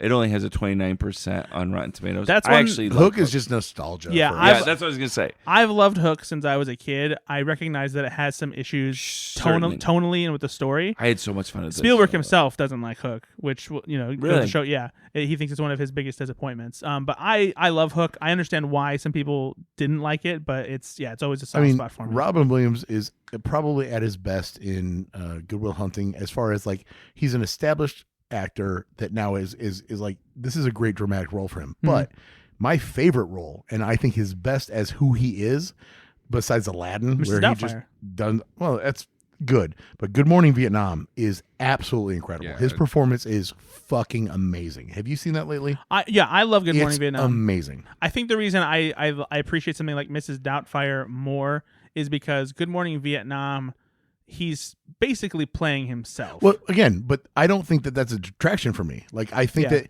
if you're gonna cast a guy that's like that and let him go crazy, sure. What do I want? I want a guy that's good at this. Why don't I give him a platform and see what he does? Yeah, and he's peak Robin Williams in that moment, and that's why I like it. Again, I know that you give a lot of credit when, like, we talk about this on our other podcast. If a person comes in and that does something on Saturday Night Live as a host that is completely against type, of course you love that. I think that if you do something at the highest level it can be done, like Jim Carrey in The Mask, like I'm not going to shit on that performance because, like, well, Hell, Jim Carrey and Batman Forever. it's not really a subdued, Oscar worthy performance. It's just he's just doing it's just Jim Carrey. Yeah. That's a slight. I think that it's, if you're to say like Good Morning Vietnam is just Robin Williams being Robin Williams, yeah, and it's amazing. Yeah. No, it's. I mean, I like Good Morning Vietnam for sure. No, So, it doesn't like you. so Nate, what did you think of Jack? Yeah, so to give our listeners just a little bit of background about Jack. Jack is played by Robin Williams, and it's a film from 1996, starring Diane Lane, who I remember having a crush on back then, but an even bigger crush on Jennifer Lopez. J-Lo. Yeah. And so this film is about a character, again, Robin Williams, who is born with a condition where he ages very, very quickly. And there's some plot holes with some of this about how he ages. But essentially, by the time he's 10, he looks like a 40-year-old. But his parents kind of hide him away a little bit. They're not ashamed of him. He's homeschooled. They're afraid for him, Yeah. right? Because again, he's an adult. He looks like an adult, even though he's only 10 years old. So the film, as you can kind of write the comedy about that a little bit. Eventually, he gets to go to school, but also he's aging, and so I felt like this film didn't have enough of an emotional core for me. Oh, really? I thought it was fine, but I didn't feel like, I don't know, like I think he should have died.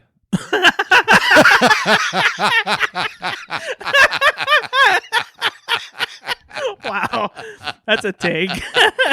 Of all the things that I didn't have my fucking bingo card tonight was Nate Jack being like, should have "Hey, died." do you remember Jack, the movie with Robin Williams, where he's like a fun little silly, but he's just like he's a hairy fiber. If you're gonna bring it out of me, He's a if hairy you're gonna bring it fifth out of grader. me, bring it out of me. He's a hairy Make him fifth grader. die. Kill him." I do wonder if maybe that was like an idea for the original script, and they were like, "That's a little too." It's a little dark." too dark for the movie we're bitching about, a lighthearted You family got comedy. freaking Francis Ford Coppola doing it. Bring it out. Because I actually think that there was more of an emotional core in this movie, and I even still remember this from when I was a kid, even though I was only 10 years When's old. the last time you saw it? It's fairly recent. Because I like it enough that like if it's on, I'll put it on or something like that. Again, if it's on, you don't need to put it on. If it's airing, There we go. I'll turn it on the television set. Okay, no, fair. Anyway, I was surprised by how emotional it was actually, and I think that because it's Robin Williams, he does a really good job of not just playing the fun parts of like seeing an adult man playing someone who is a 10-year-old kid, but also feeling bad for him because he is like treated like an adult by certain adults and people, but he doesn't fully understand like how to behave like an adult. And like Robin Williams, one of the things I always respected him about so much is he has an incredible ability to show emotional pain so much in his eyes. And so there's something about his performance in Jack that he does really well like that. And specifically, I always remember this. There's a scene in the bar where he's talking to Michael McKean, and Michael McKean is someone he's playing his own age, and he's talking to Robin Williams. He's talking about like what it's like to age and stuff like that. And Robin Williams is fully like the character identifying with that, like his hair getting gray and like stuff like that. And like you see him like feeling like sad about getting older, even though he's only 10 years old. You know. So the thing that Robin Williams always brought to the table was a full commitment to the bit. Yeah. Even if it's a dramatic role, right? He's going to commit fully, and it's. Not that it's rare to see that in acting, but it is a little bit rare to see that for a comedian to not just commit to the bit comedically, but just to take such a big chance. Yeah. Right. And then later on in his career, 1 Hour Photo, Insomnia. I mean, he did a few takes where they were just not comedic roles, and he committed fully, and it was creepy. Right. We lost him too soon. He had a third act that was, or a fourth act even, as an older man that would have been just absolutely incredible to watch more of those type of roles like Insomnia. Yeah, I would have loved to see 1 Hour his Photo. career would have Oh been my like. God. Yeah, we really lost a good one there. But again, watching a guy be able to pull off, because the problem with Jack wasn't Robin Williams. That's the perfect person.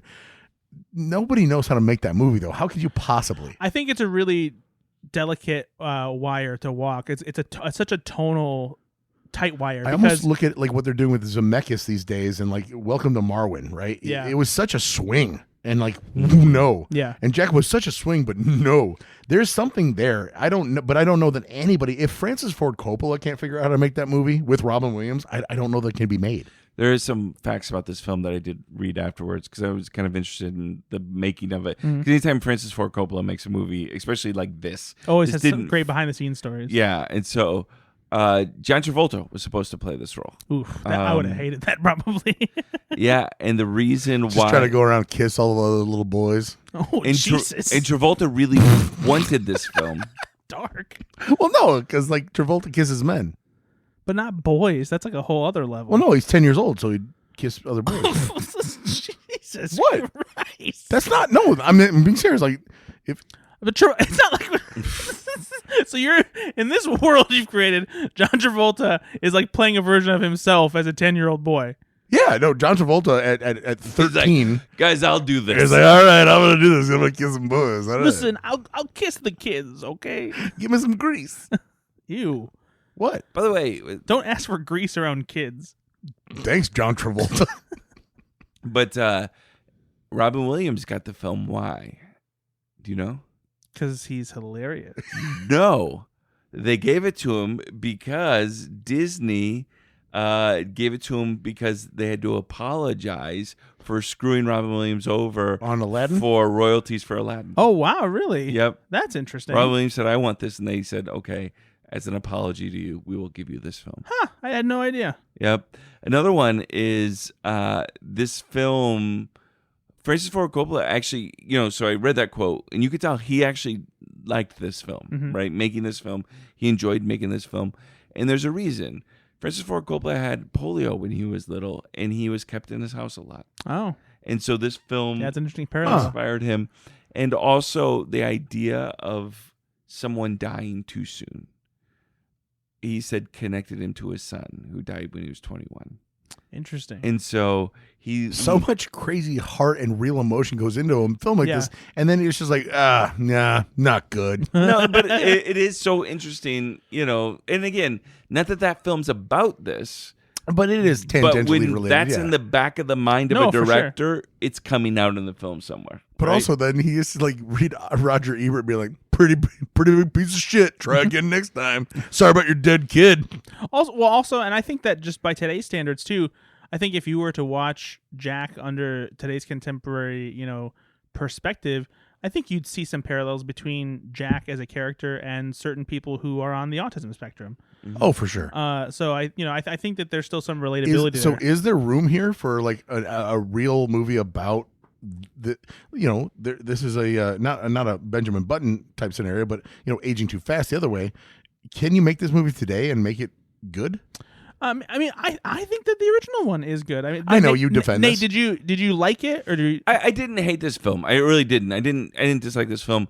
I think it was a great film, but I What get was why it? you. What I was get it missing? why you like Nate, this what film. was this missing? Then? Like I said, there was nothing. There was nothing after I watched the film. I go, wow, that really caught me, right? Robin Williams was Robin Williams. He's great. It's like you said. It's a little bit like his view of SNL for me. Robin Williams is going to be Robin Williams, right? And he's great in there. And this is kind of a little bit not at the height of Robin Williams, but he's a star at this point in our country, right? Yeah. Oh, Mid-90s. absolutely. This is post Jumanji. This is post Aladdin, right? And so Post Mrs. Doubtfire. he's honestly, really doing well. He's A-list. Yeah. Yeah, and also he's hitting his stride, and he does well. But So you've got a Robin Williams vehicle that is just lacking the emotional heart of the movie. it had heart, but it just didn't pull it all together for me. Yeah, I get that because I think that's what happened with a lot of people, and I think it comes down to the balancing of the tone of the sillier side of Robin Williams' comedy playing kid and the genuine heart that I think is there, but maybe doesn't shine as much. So as just it a could bit have. off, right? Yeah, Just slightly, but it's not a bad film though. I agree. Yeah. So you agree this I movie think should the have been Rotten called Tomatoes- Jack Off. I think the Rotten Tomatoes score is way too low on this, though. I will say. I would agree. If there's maybe a shortcoming that makes the movie a little bit difficult to swallow these days, no pun intended. This was called Jack Off. No, it's that Bill Cosby plays his tutor. Oh no. So, Oh no. You put the pudding popper in your mouth. oh Jesus! Well, Jack, you look like a grown man. You can make a good decision. I did see it. Look, he's a rapist, not a pedophile. Listen, but if he's consenting adult because he's 52 years old, it's fine. I saw one other film.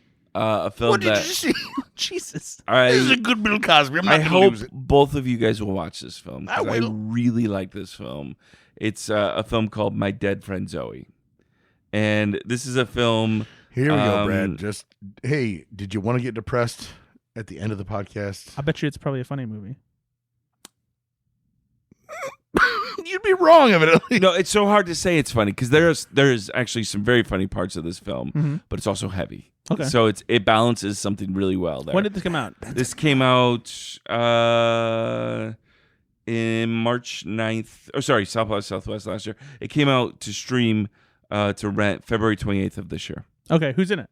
And what's it about? Sonequa Martin Green. And who directed it? And who wrote it? So Sonequa Martin Green, Natalie Morales, Okay. Ed Harris, Morgan Freeman. Oh, I think I saw a trailer for I this. sent you guys actually. this trailer. Because I wanted to see this film, and it has like a 90-some% on Rotten Tomatoes. Well worth it. Okay. This film is it's inspired by a true story, and it's about a U.S. Veteran from Afghanistan who sees her dead best friend. Yeah. And so there's a lot of comedy between those two, right? And she can't tell people she's seen her dead best friend, essentially. But this is her PTSD, pouring out. But she's also at odds with her grandfather, played by Ed Harris, and her VA counselor, played by Morgan Freeman. Okay. Ed Harris is freaking amazing in this film. Okay. He is so good as her grumpy grandfather. This film is funny at times. It is. It really is. Also, very sad, very beautiful, very I loved this film from start to finish.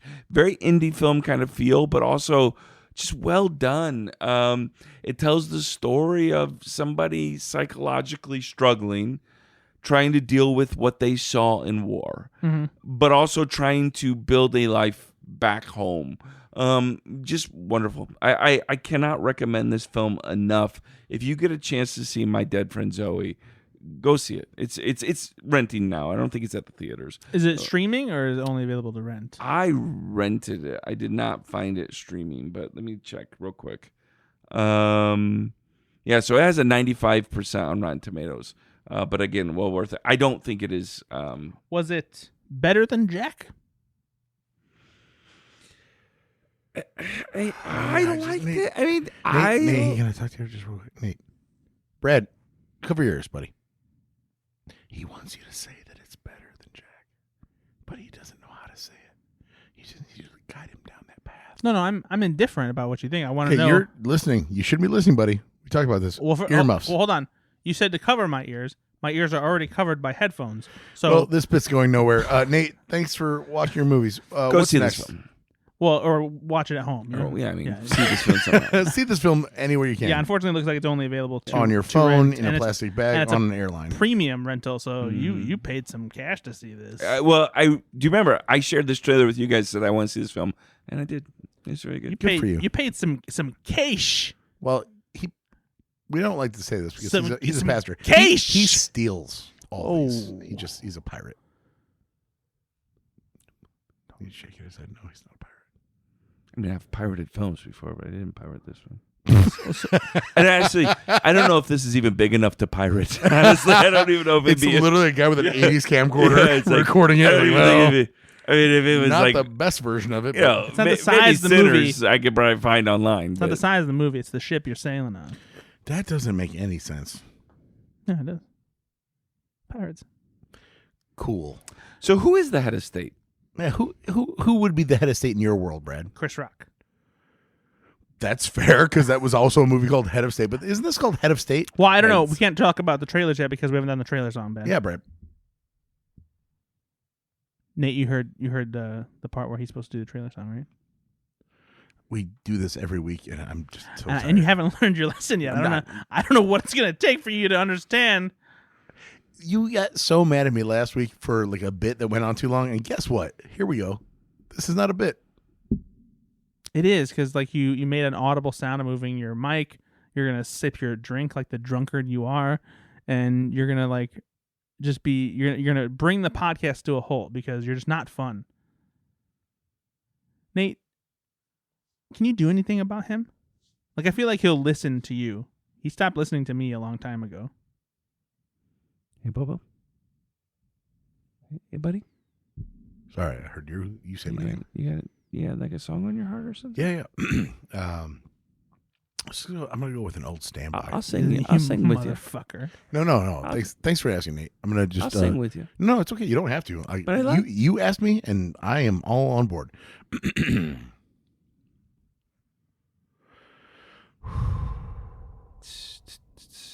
Is this like a strip song?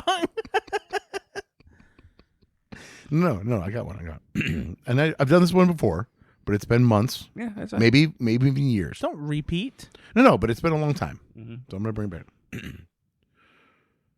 I swear to God, if you do the "Come on, guys," No. I'm not. I haven't heard that one in a while. That's fun.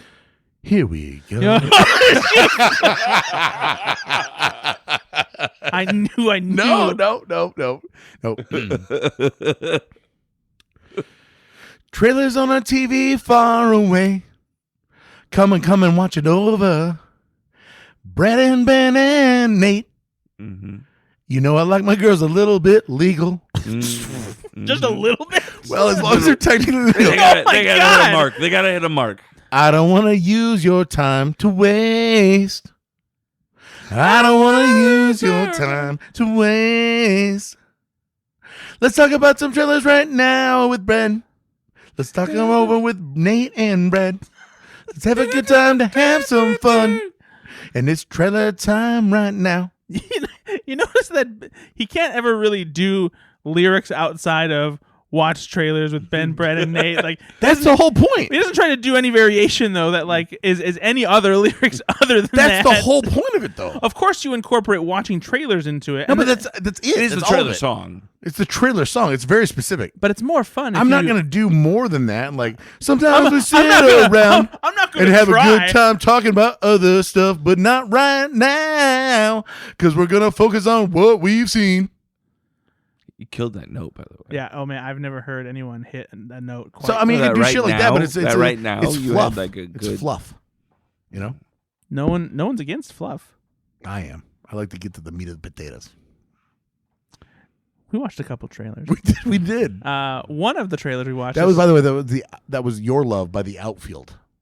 If you want to download. yeah. In that. case you didn't understand Ben's tone deaf notes. No, exactly, because I have to explain that because We watched a trailer for a movie called Heads of State with John Cena and Idris Elba teamed up in an action comedy playing the President of the United States and the Prime Minister, respectively, who are on some kind of international political trip when their plane is shot down and they're forced to team up to survive against some terrorists.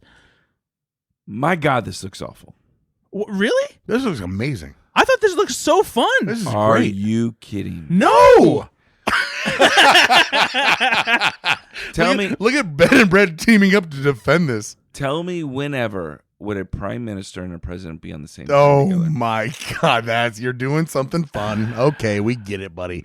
Let's put that to the side. I'm But serious. This is great. This is a significant plot hole. Tell me when they would ever legally ever be on the same plane. What do you together. mean legally? They're like- not the vice president and the president. Yeah. I know, but why would Heads a of state president- fly together all the time. Yeah. No, Yes, tell they me, do. Tell me when a president and a prime minister ever fly together. Did Seriously. you look this up and is it true? Because I think that it happens a lot Is more it- often than you think. It's probably gut Only feeling to from me. Epstein Island. Whoa, here we go. Jesus Christ. Here we go. Or the fake moon landing. It's fine. If that's your nitpick, then Brad and Yeah, I'll talk grow about it. up. Also, in what world is John Cena the president? You know what, Ben? You know what pisses me off? Hey, how many times has Air Force One ever been hijacked? I don't buy it. I don't buy it. I buy that. I don't buy. How many times has a group of prisoners hijacked the plane? You're going to tell me right now that an actor could become president? I'm sorry. John What is frickin' this? Cena What is does this? The not- fucking I mean, 80s? what is this? John Cena, Ronald the Reagan, president? the actor? It's not, if he's not playing John Cena, first of all. But also no. But like, did you Oh, see the no. way he's playing Arnold the Schwarzenegger president? became governor of Exactly. California. And if he was born in the United States, he would have been president. Jesse he would have. Ventura became a governor, Yeah, and no, he's I a know. worse actor than Arnold Schwarzenegger. Oh, absolutely. But also those Sonny guys. Landham from Predator ran for governor of Kentucky. Did That you makes the three see people the- in one movie Sonny that run. Bono became a senator. Sonny Bono is a very smart person. Ooh, he Oh, beat his and wife, John and that's Cena's hilarious. not? No, I'm sorry, Nate. You believe that Sonny Bono, the man that beat Cher half to death, is a smart person? Wow, I did not expect that from you, Joel Osteen.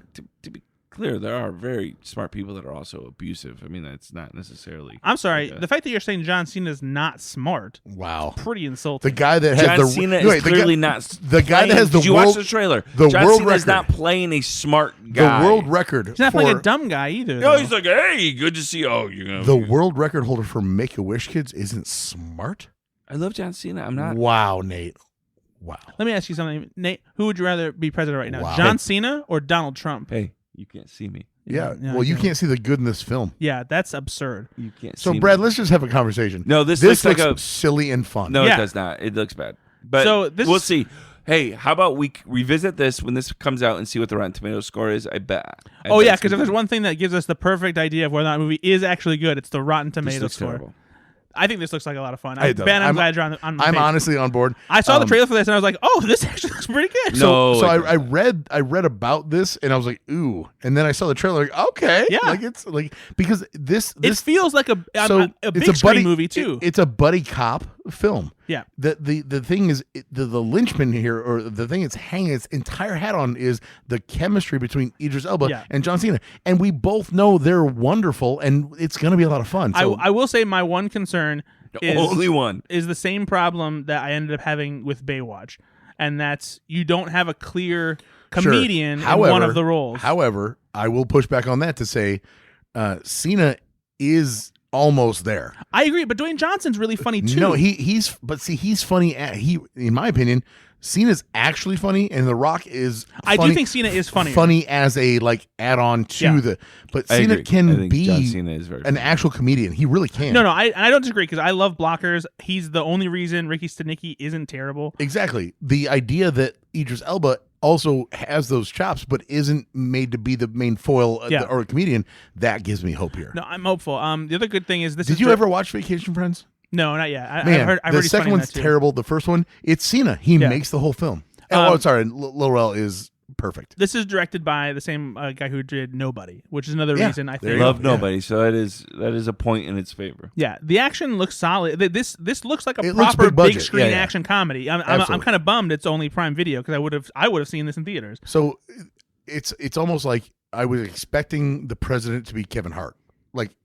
If you were going to tell me what this premise was, Yeah, that's the kind of movie. That's what I'm afraid of. This but- is a This is like, oh, we couldn't get Kevin Hart and but, The Rock. But you get Idris Elba and John Cena, who are two people that are better than The Rock and Kevin Hart in these roles, Mhm. and that's why.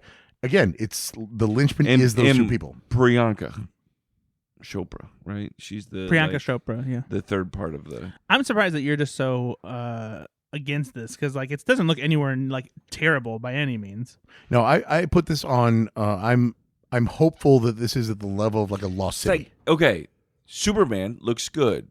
You're like, Heads of Does it, State though? looks Does like it? crap, and you're like, oh, this might be best. Best Oscar. you I don't mean know. you mean that the movie that's supposed to be the tentpole for DC moving forward and has the highest expectations ever? You're fine with that trailer, and then you look at this, a throwaway comedy. Who cares? and it actually looks better than as advertised, and you're like, that's the problem. Yeah, I'm sorry. I'm a little more interested in teaming up of John Cena and Idris Elba than I am of seeing Superman and a someone dog? wear a cape again. Sorry, Superman and a dog was better. Whatever. Either way, like I want Superman to be good. I Of hope course I I hope do. it is good. Of I don't course even I think do. it looks terrible. I just haven't seen anything to get me super excited yet. You didn't think Thunderbolts looked good either. And guess what? People are saying it is. And maybe it is, but also like it's Marvel fatigue that makes me like not as engaged. Like, like the trailers have been good, but I haven't been excited for it yet. So we'll find out. Like by the time this airs, I'll know. So stay tuned. By the way, Marvel fatigues are just camouflage, but it's red and blue. I'm not sure if that was worth it. I tried. I don't see you trying very often, so I'm trying to help this podcast. That's the thing. Actually, it's effortless for me. I'm just naturally funny. I don't have to try. It's not a lot of jokes coming from your end. Oof, I That's mean, not what I'm hearing. a lot of humor, I think, on here. Speaking of jokes, we also watched the trailer for Predator Badlands. Speaking of jokes. Yeah, fuck you. Predator Badlands is a new Predator movie that gave Ben a big old tent in his pants. Right until the end. What do you mean? Oh, because of the face? I did not like the face. The face is so this is a new trailer from Dan Trachtenberg, a new movie from Dan Trachtenberg. It is not necessarily like a direct sequel to Prey or Predator, but it is a story that takes place in the Predator universe where the main character is a predator this time, and Dakota Fanning plays another character who is teaming up with him to try and help him against, I think, a big monster or another faction of predators. Yeah. There's a little bit of a hint in here that maybe she's an android, and this could be leading to a new Alien versus Predator crossover. Which I will say, even though the Alien versus Predator movies suck, I think the idea of an Alien versus Predator in the hands of someone like Dan Trachtenberg is extremely intriguing. Sure. I'm setting the initial trailer, of course, got me. Lots of cool visuals, cool. Action in it. It looks like a lot of fun. I've watched it about 10 times since. Of course you have. And I've done a little research, and I don't love that Deck, the Predator hybrid, is a runt of the litter, and that the story is that he's. I want my Predator to be the Predator. Well, there are those Predators. No, I in know, this movie, but the thing that was the best about Predator was the alpha was the Predator, and everybody else could not keep up.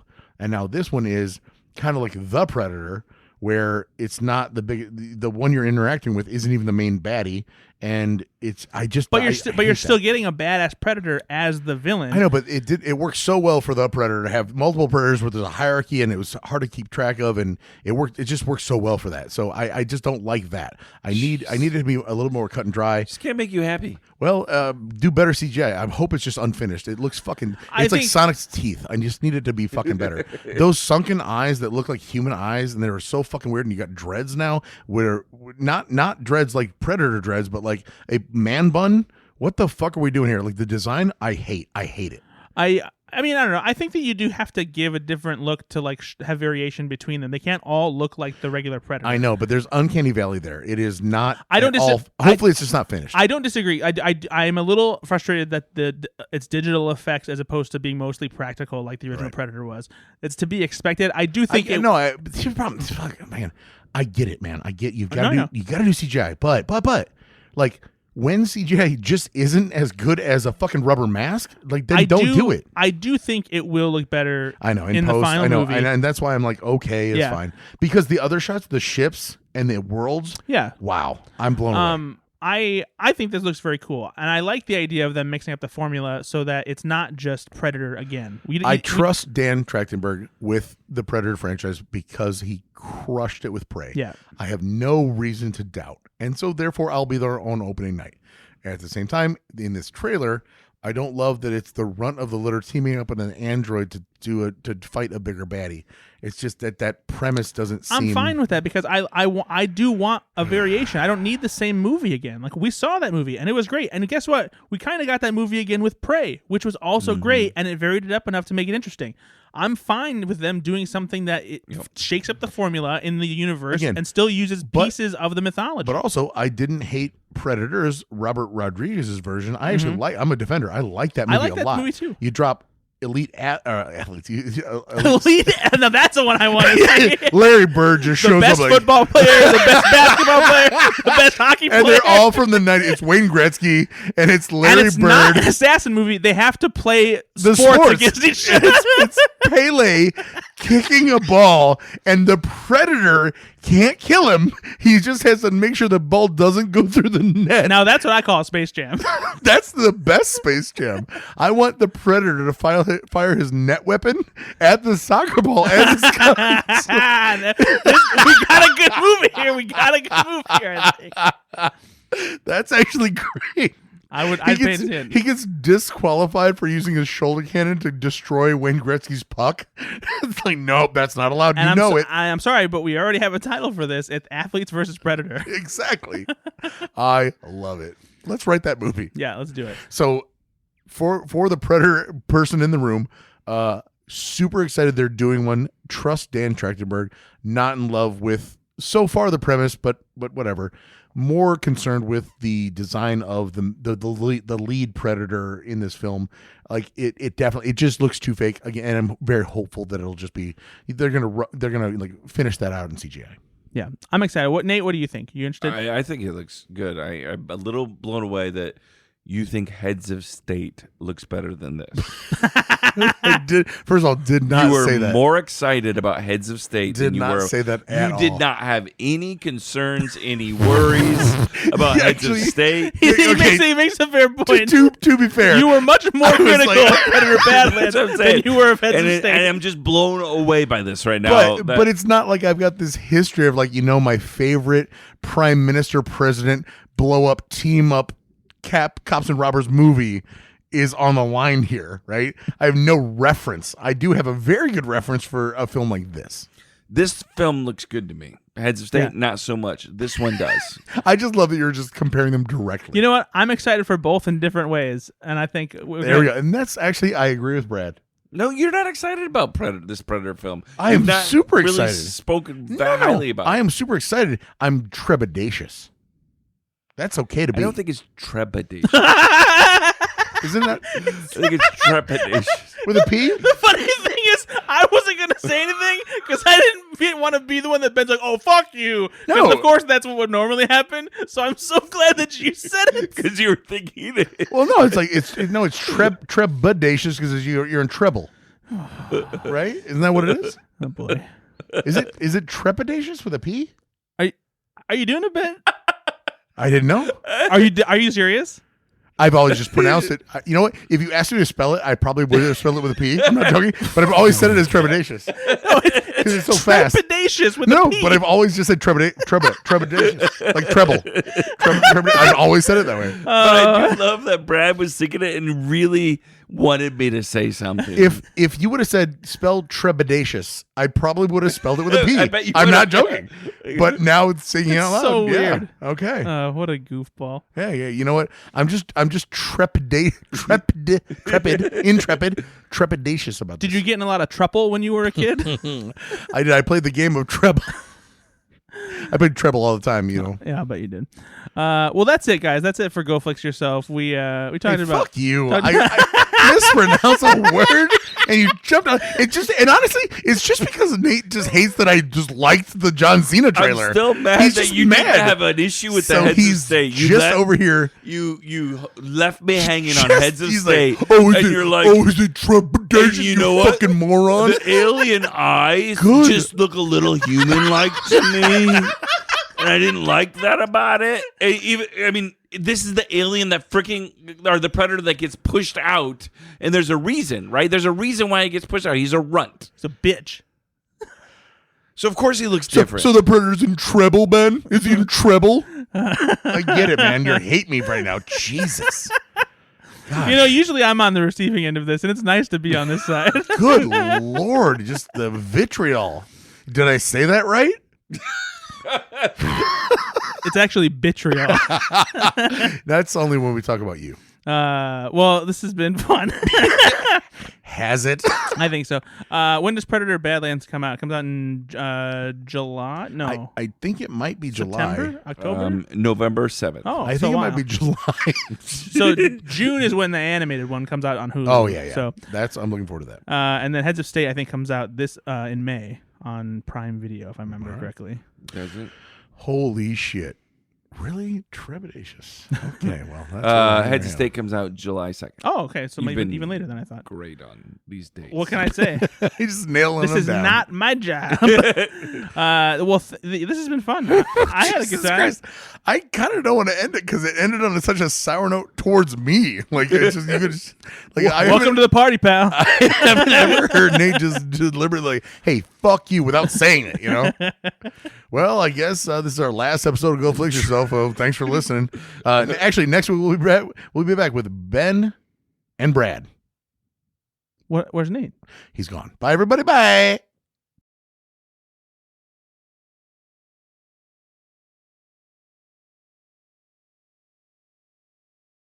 Nah, cheating, eh?